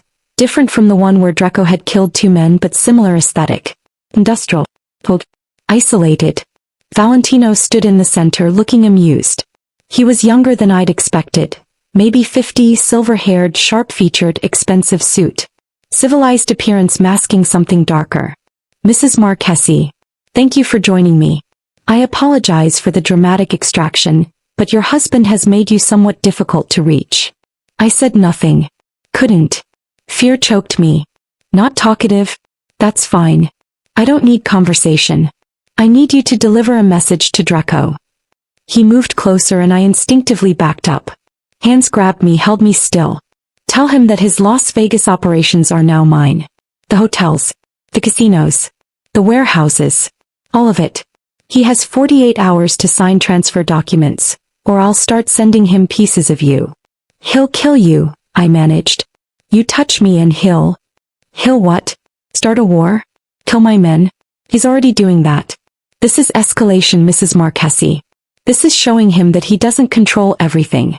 That his weakness, can be exploited. He grabbed my face, fingers digging in. I tried to pull away but his men held me firm. You're a pretty thing. I see why he's obsessed. But pretty things break easily. And Draco needs to learn that some territories aren't worth fighting for. That some prices are too high. He released me abruptly. Luca, take a photo. Let's give Draco something to motivate him. One of his men pulled out a phone, took several photos of me, terrified, zip-tied, clearly captive. Then Valentino smiled, pulled out a knife, and I thought, this is it. He's going to kill me. Instead he cut a piece of my hair. Long enough to be noticeable, not long enough to be permanent damage. For proof of life. Very cinematic, isn't it? He dropped the hair in a plastic bag, sealed it. Now, I'm going to let you go. Because unlike Draco, I'm not interested in keeping pretty things prisoner. I just needed him to understand that I could take you anytime I want. That his protection means nothing if I decide to move. Draco will never give you his territory. Then you'll die. He said it casually. And it'll be his fault for being too proud to negotiate. Think about that when you're crawling back to him. Every minute he refuses to deal is a minute closer to your last. Tick-tock, Mrs. Marchesi.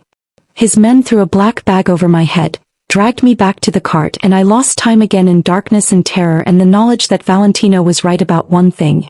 I was Draco's weakness. When they finally dumped me, still zip-tied, still hooded, I heard car doors, engines, then silence. I struggled against the ties, managed to get the hood off and found myself in an alley downtown. Alone. Shaking. Alive. I used my phone, they'd left it probably so I could contact Draco, and called him with trembling fingers. Sophia? Krista, where are you? I've been. Valentino took me. Okay. I'm in an alley on. I looked around, found a street sign. 5th and Carson. He let me go, but Draco, he said. Stay there. Don't move. I'm 3 minutes away. He was there in 2. The SUV screeched to a stop and Draco was out before it fully parked, running to me, pulling me against him, hands checking me for injuries. You're okay. You're okay. Krista, when you didn't answer your phone. He pulled back, saw the zip ties, the missing hair, the tear tracks. His expression went cold and murderous. What did he do? Tell me everything. I explained in shaking words. The fake call, the hospital, the ambush, the warehouse, Valentino's message about territory and deadlines and threats. Draco's jaw tightened with each detail, but he waited until I finished before speaking. He's a dead man. I'm going to kill him slowly, I'm going to make him beg, I'm going to. He said if you don't give him your territory in 48 hours he'll kill me. Draco, I'm sorry. I'm so sorry. I should have waited for Marco, should have been more careful. This isn't your fault. This is Valentino being a coward who can't face me directly, so he goes after you. But he made a mistake. A fatal one. Draco cupped my face, forced me to meet his eyes. You're alive. He let you go. That means he's not ready to go to all-out war yet. He's bluffing. Testing. Trying to scare me into negotiating. Well, message received. Now he gets my response. What response? War. The word came flat, absolute. He touched you. Threatened you. Took you from me even for an hour. That's not something I forgive. That's something I end. Permanently. Back at the penthouse, Draco assembled his top people. Marco, Luca, and 3 others I'd met but whose roles I didn't fully understand. They spread maps and documents across the dining table, discussing strategy in rapid Italian while I sat on the couch, wrapped in a blanket, still shaking. Isabella brought me tea with so much honey I could barely taste the tea. Drink. It's for shock. I was so stupid. I fell for the trap. The fake call about Nana. They called your grandmother? Isabella's expression turned furious. They used her as bait? She's fine. The whole thing was fake. But I didn't think. I just ran to help her and walked right into Valentino's hands. You're human. They exploited your love for family. That's on them, not you. She sat beside me, pulled me against her shoulder. And now they'll pay. Draco doesn't forgive threats to you. They sealed their fate the moment they touched you. Hours later, after his people left with their war plans, Draco found me in our bedroom, still wearing the clothes from today, still too shaken to shower or change or process. I should have listened to you, I said without preamble. You told me to wait for Marco. You said something felt wrong. I didn't listen. Stop. He knelt in front of me. You were trying to get to your grandmother. That's human and understandable. And Valentino exploited it because he's a bastard who doesn't fight fair. This isn't on you, Sophia. This is on me for not protecting you better. How could you have protected me better? You can't be with me every second. I should have moved faster against Valentino after the warehouse. Should have eliminated the threat before he could escalate. Should have. His voice cracked. Should have made sure you were untouchable. And I failed. You didn't fail. I'm here. I'm safe. For now. But he'll try again. Men like Valentino don't give up after one message. And now I have to decide. Do I give him what he wants to keep you safe, or do I risk your life to hold on to my territory? That's not a choice. You don't give him anything. You don't negotiate with terrorists. Even if the price of refusing is your life? Especially then. Draco, if you give him your territory, he wins. But more than that, he learns that threatening me works. That I'm leverage. And then every enemy you ever make will know exactly how to hurt you. Through me. So no. You don't give him anything. You make him regret ever touching me. His hands came to my face, thumbs brushing away tears I hadn't realized were falling. You're sure? Because once I move against him openly, there's no going back. This becomes all-out war. People will die. Probably a lot of people. And you'll have to live with knowing you were the catalyst. I'm sure. Because the alternative is letting him win. Letting him think he can take what's yours. And I'm yours, Draco. Completely. So you protect what's yours by destroying what threatens it. That's the most gangster thing you've ever said. I'm learning from the best. I pulled him up to the bed. What's your plan? We take out his infrastructure. Every business, every connection, every source of power. We make him weak before we make him dead. It'll take time, a few weeks, maybe a month. But when we're done, Valentino will have nothing left. And then I'll kill him personally. And until then, you don't leave this building without me or Marco and 4 guards. You don't answer unknown calls. You don't trust any messages about family emergencies without verification. And you accept that for the next month your life is going to look like house arrest. Because I can't risk losing you again. I can live with that. Anything else? Yeah. He pulled me close, buried his face in my hair. You stay with me every night. In our bed. Where I know you're safe. Where I can protect you. And you forgive me for failing to protect you today. There's nothing to forgive. I held him tight, feeling how he trembled slightly, fear and rage warring in him. You found me. You got me back. That's what matters. I love you, he said against my hair. More than territory. More than power. More than my own life. I love you, Sophia. And I will burn Valentino's entire world to ash for touching you. I love you too. So go burn it down. Just come back to me after. Always. I'll always come back to you. That night he held me like I might disappear. And I held him back, understanding now what it cost him to love someone in his world. Understanding the fear that came with caring when everyone was vulnerable. But also understanding that some things were worth the fear. Worth the risk. Worth fighting for. And we were one of those things. Together. No matter what came next. 3 weeks into Draco's war with Valentino, and the city was bleeding. Not literally, Draco was too smart for bodies in the streets, but metaphorically. Businesses closing. People relocating.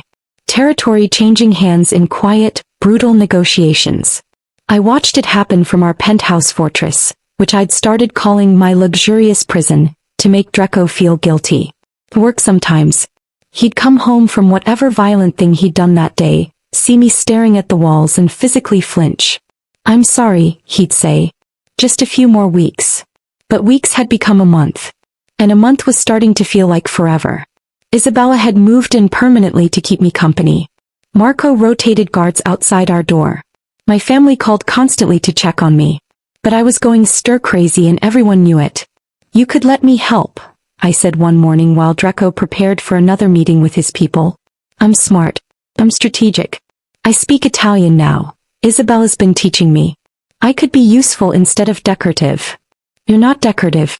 You're protected. There's a difference. Is there? Because from here it looks like I'm a thing you keep in a box while you go out and do important work. He actually stopped what he was doing and looked at me. That's not fair. Isn't it? Draco, I left my gallery unopened. I haven't seen my family in person in a month. I can't even go to the grocery store without a security detail. I understand why, but I'm dying here. I need something to do besides wait for you to come home bloody. I come home bloody because I'm protecting you. I know. And I appreciate it. But I'm also a person with a life and dreams and skills. Let me use them. He studied me for a long moment. Then, what do you want to do? I want to understand your business. Really understand it. Not just the sanitized version you show me, but the real thing. The legitimate side and the gray areas. Because if I'm going to be Mrs. Marchesi, I should know what that actually means. You want in. Not a question. An observation. I want to be your partner. In everything. Not just the wife you protect, but the woman who stands beside you. You realize what you're asking? Once you're in, you can't unknow things. Can't pretend you're separate from it. You become part of it. Complicit in everything I do. I'm already complicit. I'm just asking to be informed too. He made a decision then, I saw it in his eyes. Hey, this afternoon you sit in on my strategy meeting. You listen. You observe. And if you still want in after seeing how ugly it really is, we'll talk about what role you can play. The strategy meeting was brutal. Not physically, no one got hurt, but emotionally. I watched Draco and his top people discuss taking out Valentino's infrastructure with the same clinical precision someone might use planning a wedding. Businesses to target. People to threaten. Connections to sever. All of it designed to isolate Valentino before they killed him. His brother's the weak point, Luca said, pointing to photos on the table. Alessandro Valentino runs their East Coast operations. He's soft. Sentimental. We take him, we force Valentino to split attention between coasts. Take him how? Draco asked. Kill him. Make it public. Show Valentino that his family's vulnerable. No. I hadn't meant to speak. Everyone turned to stare. Sorry, killing his brother seems like escalation. Like it would make Valentino more desperate, not less. And desperate men do unpredictable things. Draco's expression was unreadable. Go on. Alessandro's soft and sentimental. That means he has things he cares about. Leverage you can use without killing him. Wife, kids, business he's proud of? Threaten those instead of killing him, and you force Valentino to negotiate to protect his brother. Marco spoke up. That's actually smart. Dead brother makes this personal. Threatened brother makes it business. Valentino might negotiate if it keeps Alessandro alive. It's also weaker, Luca argued. Killing sends a clear message. Killing sends an emotional message, I interrupted, surprising myself with my confidence. But business isn't emotional. Strategic. You want Valentino desperate or you want him manageable? Because desperate gets Sofia killed. Manageable gets you what you want. Silence. Then Draco smiled, genuine, proud, devastating. Welcome to the family business, Mrs. Marchesi. Luca changed the plan. We threaten Alessandro, not kill. Sofia, explain exactly how you'd structure that threat. For the next hour I helped plan psychological warfare. It felt wrong and right simultaneously. Wrong because I was plotting to destroy someone's life, right because I was finally being useful instead of protected. After everyone left, Draco pulled me into his office. That was impressive. Ruthless but smart. You're good at this. Is that a compliment or a concern? Both. He kissed me softly. But mostly a compliment. I like seeing this side of you. Confident. Dangerous in your own way. I learned from the best. Yeah, you did. His phone buzzed. He glanced at it, expression shifting. Valentino just sent a message. He wants to meet. Negotiate. Face to face. Is that good? It's exactly what we wanted. He's weakening. Ready, dog. But it's also dangerous. These meetings can go wrong fast. He typed something. I'm proposing a public location. The Bellagio. Tomorrow night. Neutral ground with witnesses. I'm coming with you. Absolutely not. Draco. No. This is where I draw the line. You can be part of strategy, can help plan, can contribute. But you're not walking into a room with a man who threatened to kill you. That's non-negotiable. I wanted to argue, but the fear in his eyes stopped me. Hey, but you're taking Marco and at least 6 other guards. And you're calling me the minute it's over. Deal. The next night I paced our penthouse while Draco met with Valentino. Isabella tried to distract me with cooking lessons, but I couldn't focus. All I could think about was Draco in a room with a man who'd kidnapped me, who'd threatened me, who'd made the last month a living nightmare. When Draco finally called, his voice carried exhaustion and triumph. It's done. Valentino's agreed to terms. He keeps East Coast operations, gives me Las Vegas completely, pays reparations for taking you. He wanted to avoid all-out war as much as I did. Relief flooded through me. So it's over? Really over? Not quite. He agreed too easily. Either he's genuinely weak or he's planning something. I need to verify he's actually pulling his people out before I trust this. But Sophia, you were right. Threatening his brother instead of killing him gave us leverage. Your strategy worked. Pride bloomed in my chest. I helped end a mob war. That's not something I ever thought I'd say. You did more than help. You probably saved lives. Including mine. His voice softened. I'll be home in an hour. And Tesoro, thank you. For being smart and strategic and perfect. But when Draco walked through the door 90 minutes later, his expression was grim. What's wrong? I thought the meeting went well. It did. But I just got confirmation that Ryan Phillips was found dead in his apartment 3 hours ago. Single gunshot to the head. Ruled a suicide. My blood went cold. What? The FBI is investigating, but preliminary reports say he left a note. About losing you. About not being able to accept the marriage. About, Sophia, I need to know. Did you have any contact with him after the police station incident? No. Nothing. You think he actually killed himself? I don't know what to think. But the timing is suspicious. Right when I'm negotiating with Valentino, right when things are settling, Ryan dies. It feels wrong. You think Valentino killed him? As a message? Maybe. Or as a loose end. Ryan knew things about the FBI investigation into your family. Maybe Valentino wanted to make sure those things stayed buried. Draco pulled me close. But there's another possibility. That Ryan really did kill himself. That losing you destroyed him. And if that's true, Sophia, you need to know it's not your fault. His obsession, his inability to move on. That was his weakness, not your responsibility. I know that intellectually. But emotionally. I shook my head. He was so broken the last time I saw him. And I just walked away. Maybe if I'd gotten him help. He was an adult capable of making his own choices. You're not responsible for his mental health. You're only responsible for yours. And your choice to leave him was the right one. Even if he couldn't accept it. Ryan's funeral was 3 days later. Draco insisted on coming with me, despite the FBI presence and the risk of being seen as associated with Ryan's death. We stood in the back while Ryan's family and FBI colleagues mourned a man I'd once thought I'd marry. His sister Amy approached afterward. Sophia. Thank you for coming. I know it's complicated. I'm so sorry, Amy. I never wanted. I know. And for what it's worth?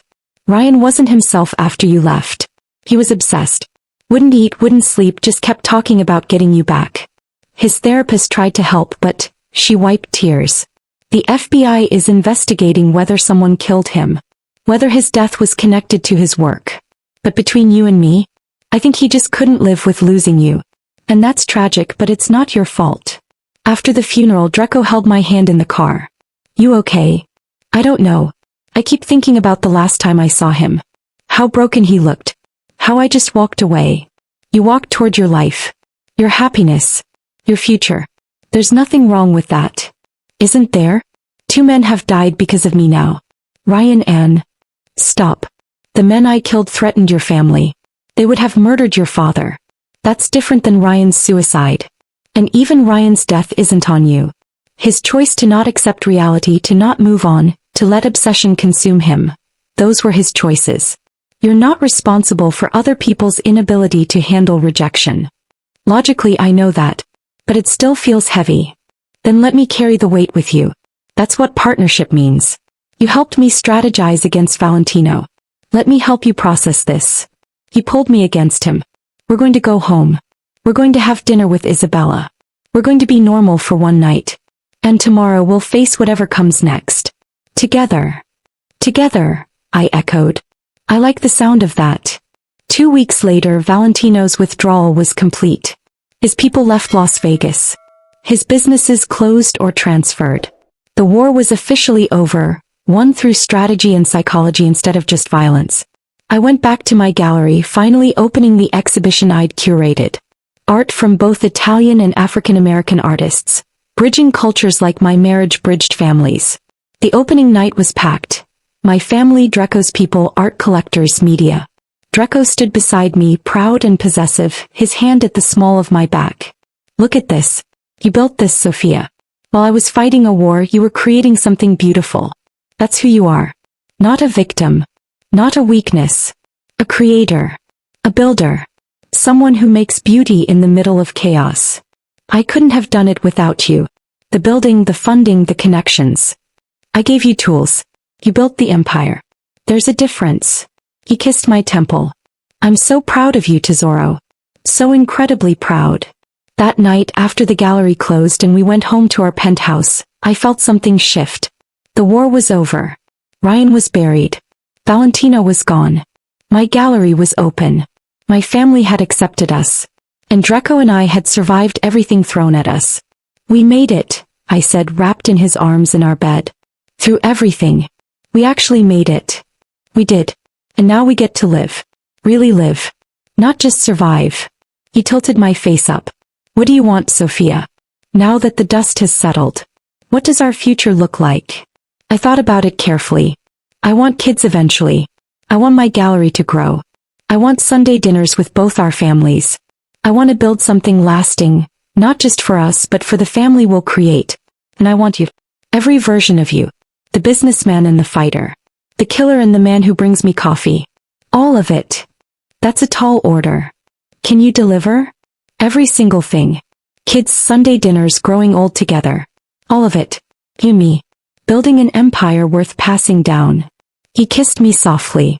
I love you, Sophia Marchesi. More than I thought possible. More than I knew I could. I love you too. Even when you're bloody and dangerous and making me crazy. Especially then, he corrected with a smile. And as we fell asleep wrapped around each other, I knew with bone-deep certainty that we'd found something rare. Something worth fighting for. Something that started with a wrong room and grew into everything. Forever. 1 year later. Christmas Eve. But this time I wasn't running. I stood in the nursery of our new house. Not the penthouse, but an actual home with a yard and neighbors and normalcy mixed with necessary security, putting finishing touches on the twin cribs. Draco had insisted on hiring decorators, but I'd wanted to do this myself. These were our babies. Our future. I needed my hands in it. You're nesting again. Isabella appeared in the doorway, carrying what looked like her 10th lasagna of the week. I swear, pregnant women and their need to organize everything. I'm 7 months. I'm allowed to nest. I smoothed the emerald green blanket. Our color, the color of the dress I'd worn the night everything changed. And you're stress cooking again. That's your 10th lasagna. 11. There's one in the oven. She settled into the rocking chair with a sigh. Can you believe it's been a year? Since the wedding that wasn't. Since you ran into that hotel room and changed everything. Best wrong room I ever walked into. Best decision you ever made, you mean? She smiled, warm and knowing. You were so broken when you came here. Running from one man, stumbling into another. And now look at you. Gallery thriving. Babies coming. Family united. You built a whole life, Sophia. We built it. You, Draco, me. Everyone. I sat in the other rocker. Draco had insisted on 2, one for each of us during late-night feedings. I never thought I could be this happy. After Ryan, after everything, I thought maybe I was just broken. That I'd never trust anyone again. And then you married a killer and found out broken pieces can still build something beautiful. Isabella laughed at my expression. What? It's true. You and Draco are both damaged people who somehow fit together perfectly. Like those Japanese bowls. Kintsugi. broken then mended with gold, more beautiful for having been shattered. The front door opened. Draco's voice carried through the house. Sophia? Where are you? Nursery. I called back. He appeared moments later, still in his suit from whatever meeting he'd had, but his expression transformed when he saw me in the rocker. Pure softness. Pure love. Still, after a year, he looked at me like I was his salvation. You're supposed to be resting. Doctor's orders after yesterday's scare. I am resting. I'm sitting. This counts. Yesterday's scare had been Braxton Hicks contractions that sent us rushing to the hospital, convinced the twins were coming early. They weren't. But Draco had been terrified in a way I'd never seen. The babies are fine. I'm fine. Stop panicking. I'll stop panicking when they're born healthy and you've survived childbirth and they're 18 and safely in college. He knelt beside my chair, hands on my very pregnant belly. Maybe not even then. I'll probably panic forever now. That's what happens when you care about something, Isabella said, standing. You worry. Welcome to parenthood, Draco. It's all worry and love from here. She kissed his head on her way out. I'm going to my apartment. You two need time alone before the family chaos tomorrow. After she left, Draco pressed his ear to my stomach, listening to our babies. They're active tonight. They're always active. I'm pretty sure one of them is training for boxing. I ran my fingers through his hair, marveling at how domestic we'd become. How was your meeting? Productive. The hotel expansion in Macau is happening. Marco's going to run it. He's excited about the challenge. Draco looked up at me. Which means I'll be less hands-on with that territory. Home more. Especially after the twins come. I want to be present for everything. First smiles. First words. First steps. All of it. You're going to be a wonderful father. I'm going to be terrified. There's a difference. He stood, pulled me carefully to my feet. Come. I want to show you something. He led me downstairs to his study where he'd set up a Christmas tree. Our first as a real family.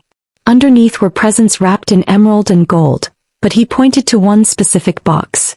Open it. Early present. Inside was a leather-bound book. I opened it to find photographs. Professional ones, candid ones, photos I'd never seen. Me at my gallery opening. Me laughing with Isabella. Me and Draco at Sunday dinners with both our families. Me pregnant, glowing, happy. You made a book of our year, I whispered, tears already falling. Our first year. Of many. He flipped to the last page where he'd written in his own handwriting. Sophia, 1 year ago you ran into my hotel room. Terrified. Beautiful. Desperate. And you changed everything. You took a man who'd forgotten how to feel and made him human again. You took a life built on violence and showed me there could be beauty too. This year you've built your gallery. United our families. Grown our babies. Created a home. You've been magnificent. Strong. Everything I never knew I needed. Thank you for the wrong room. Thank you for choosing me. Thank you for our future. Forever yours, Draco. I was fully crying now. Pregnancy hormones didn't help, but this would have destroyed me anyway. You're going to make me ruin my makeup before tomorrow's Christmas dinner. You're beautiful when you cry. He wiped my tears gently. And Sophia? I meant every word. You saved me. In every way a person can be saved. You saved me first. From Ryan. From the FBI. From my own fear of living. Then we saved each other. Perfect partnership. He pulled out another small box. One more gift. Also early. Inside was a key. Old-fashioned, ornate, beautiful. What's this? Key to the hotel room. Room 808. Where we met. I bought it. The whole floor actually. It'll never be rented out. It's preserved exactly as it was the night you burst through that door. His smile turned sheepish. I'm sentimental. Sue me. You bought the hotel room where we met. I bought the floor. The room is yours. Our beginning. Preserved forever. I kissed him then, deep and grateful and full of love for this man who killed people and bought hotel rooms and was about to be the father of my children. I love you, I murmured against his lips. So much it still scares me sometimes. Good. Because I love you enough to scare myself too. We'll be terrified together. Christmas Day brought chaos. Both families descended on our house. My parents, my siblings, Draco's extended family from Sicily, Isabella's 7 children and 14 grandchildren. The house was packed, loud, full of laughter and arguing and love. My father and Draco had become unlikely friends over the past year. I found them in the backyard smoking cigars and discussing business like they'd never been enemies. "Your husband's stubborn," my father said when I joined them. "Refuses to expand into Sacramento even though the market's perfect." "Because Sacramento is your territory," Draco countered. "I'm not encroaching on family business. We're family now. What's mine is yours." "Respectfully, Antonio, no. You built Sacramento. I'm not taking what you've earned. Besides," he pulled me against his side, hand on my belly, "I'm scaling back anyway. Babies take priority over empire building." My father's expression softened. "You really mean that? You'd actually slow down for her?" "For them. I'd stop completely if Sophia asked. Territory can be rebuilt. Family can't be replaced." After my father left to find my mother, I stayed with Draco under the winter sky. "You really would stop? Give up your businesses?" "In a heartbeat. If it came down to choosing between my empire and you, there's no choice. Always you." He turned me to face him. "Though I'm hoping I never have to make that choice. I'm hoping I can have both. The business is running smoothly with people I trust. And you and our babies as my priority. Is that naive?" "No. It's perfect." I kissed him softly. "As I want both too. My gallery growing. Our family thriving. Balance." "Balance," he echoed. "I like that word." Inside, someone started singing Christmas carols. Gianna's voice, joined by my mother's, then Isabella's. The house filled with music and warmth and joy. "This time last year I was running through a hotel in my engagement dress," I said quietly. "Terrified. Lost. Desperate. And now I'm home. Really truly home. With you. With our family. With our future." I felt the babies kick strong and insistent. "They're going to be so loved. By you, by me, by everyone in that house. They'll never doubt they're wanted. Unlike us." Draco's hand covered mine on my belly. "We both grew up with complicated families. Manipulation and expectation and pressure. Our kids won't have that. They'll have choices. Freedom. Love without conditions. And protection from their paranoid father who's probably already planning their security details. I've had Marco working on it for months. Don't judge me." I laughed, full and genuine. This man. This impossible, wonderful, dangerous man who bought hotel rooms and planned security for unborn babies and loved me with an intensity that still took my breath away. "Come inside," I said. "Your family wants to hear about the twins. And Isabella made 14 lasagnas. We need help eating them." 14. She stress cooks. "Our babies make her nervous. Our babies make everyone nervous. We're basically creating tiny humans who'll inherit both our stubbornness. The world should be terrified." That night, after everyone left and the house was quiet, we lay in bed with Draco's hand on my belly, feeling our babies move. "Boy and girl," I said. The ultrasound confirmed it. "Are you disappointed?" "I know you wanted." "I wanted healthy. That's all I've ever wanted. Boy, girl, both, either, doesn't matter. As long as they're okay. As long as you're okay." He pressed a kiss to my stomach. "Though having a daughter terrifies me. I'll be the embarrassing, overprotective father who scares away every boyfriend. And our son? What will you teach him? How to respect women. How to be honest. How to protect what he loves without becoming a monster. How to build an empire without losing his humanity." Draco looked up at me. "Everything I learned from you. You give me too much credit." "I give you exactly the credit you've earned. Sophia, you civilized me. Made me better. Made me want to be better. Our kids will grow up seeing that. Seeing a father who chose to change. That's the legacy I want to leave. Not territory or power. Just being a good man for the people I love. You're already a good man. You just hide it under layers of dangerous." I pulled him up to kiss me. "And I love every layer. Even the scary ones. Even when I killed 2 men to protect your family? Especially then. Because you did what needed doing. No hesitation. No apology. Just protection." I held his face between my hands. "I'm not naive, Draco. I know who you are. What you're capable of. And I choose you anyway. Every day. Every version of you. Even when I'm bloody? Even then. Maybe especially then. Because it means you fought for us. For our family. For our future. I kissed him again. I'm not the sheltered princess my father tried to keep me. I'm a woman who knows exactly what she married. And I'm grateful for it. His kiss was answer enough. Deep and claiming and full of promise for all the years ahead. 3 weeks later, on a Tuesday afternoon that started normally and became anything but, our twins arrived. Alessandra Grace and Marco Antonio, named for the man who'd protected us and the families we'd united. A daughter with my features and Draco's intensity. A son with his father's dark eyes and my smile. Draco held them both, one in each arm, looking terrified and awed. They're so small.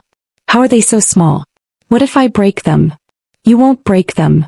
I was exhausted, wrecked from labor, but watching him with our babies filled me with joy so profound it hurt. You'll be perfect. You already are. Isabella appeared with her camera, capturing the moment. New parents, newborn twins, the beginning of everything. This, she said, tears streaming, this is what it was all for. Every hard moment. Every fight. Every fear. This. Over the next weeks, our house became chaos central. Sleepless nights. Endless feedings. Diapers and crying and learning how to be parents. Both our families descended to help, taking shifts, supporting us through the hardest and most beautiful time of our lives. I watched Draco transform. The man who'd killed 14 people learned to change diapers. The Mafia boss who controlled territory across 3 states paced the floor at 3 a.m. singing Italian lullabies. The husband who'd protected me through war became a father who cried when his son smiled for the first time. I was so scared, he admitted one night while we both tried to survive on 3 hours of sleep. Scared I'd be like my father. Cold, distant. Building empires instead of relationships. But Sophia, I'm obsessed with them. Every sound. Every expression. Every tiny thing they do. Is that normal? That's called being a good father. Get used to it. I could do this forever. Just us. This house. These babies. Forget territory. Forget business. Just this. You don't mean that. Don't I? He looked at me seriously. I spent 15 years building power. Fighting wars. Proving myself. And none of it, not 1 second, was as important as this. As you. As them. So yeah. I mean it. If I had to choose, I'd choose this. Every time. I kissed him softly. Then we'll find balance. Your businesses. My gallery. Our family. All of it. Does Draco? You don't have to choose. You can have everything. We both can. Everything, he echoed, looking at our sleeping babies. With you, I already have everything that matters. 6 months after the twins were born, my gallery hosted a major exhibition that made international news. Art bridging cultures. Building understanding. Creating beauty in a fractured world. Draco stood beside me at the opening, holding Marco while I held Alessandra, our family on display for everyone to see. Critics and collectors and media all wanting to know the story of Sofia Marchesi, the woman who'd married into the mob and built an art empire. How do you balance it? One reporter asked. Family and career. Art and your husband's world. The same way anyone does, I said simply. With help. With partnership. With a husband who believes I can do anything and helps make it possible. And with love. So much love it makes everything else feel manageable. Even the dangerous parts? I looked at Draco, remembering the blood and the fear and the violence that had brought us here. Especially the dangerous parts. Because they showed me what we're capable of. What we'd fight for. What we'd protect. And that foundation, built on truth and choice and real love, that's unbreakable. That night, after the exhibition closed and we put the babies to bed, Draco found me on our back patio staring at the stars. Thinking about something? About 1.5 years ago. Christmas Eve. Running through that hotel. The worst night that became the best decision. I turned to him. Do you ever wish it had happened differently? That we'd met normally instead of through crisis? Never. Because the crisis showed me who you really are. Strong. Brave. Sidic. If we'd met at some normal event, I'd have seen the surface.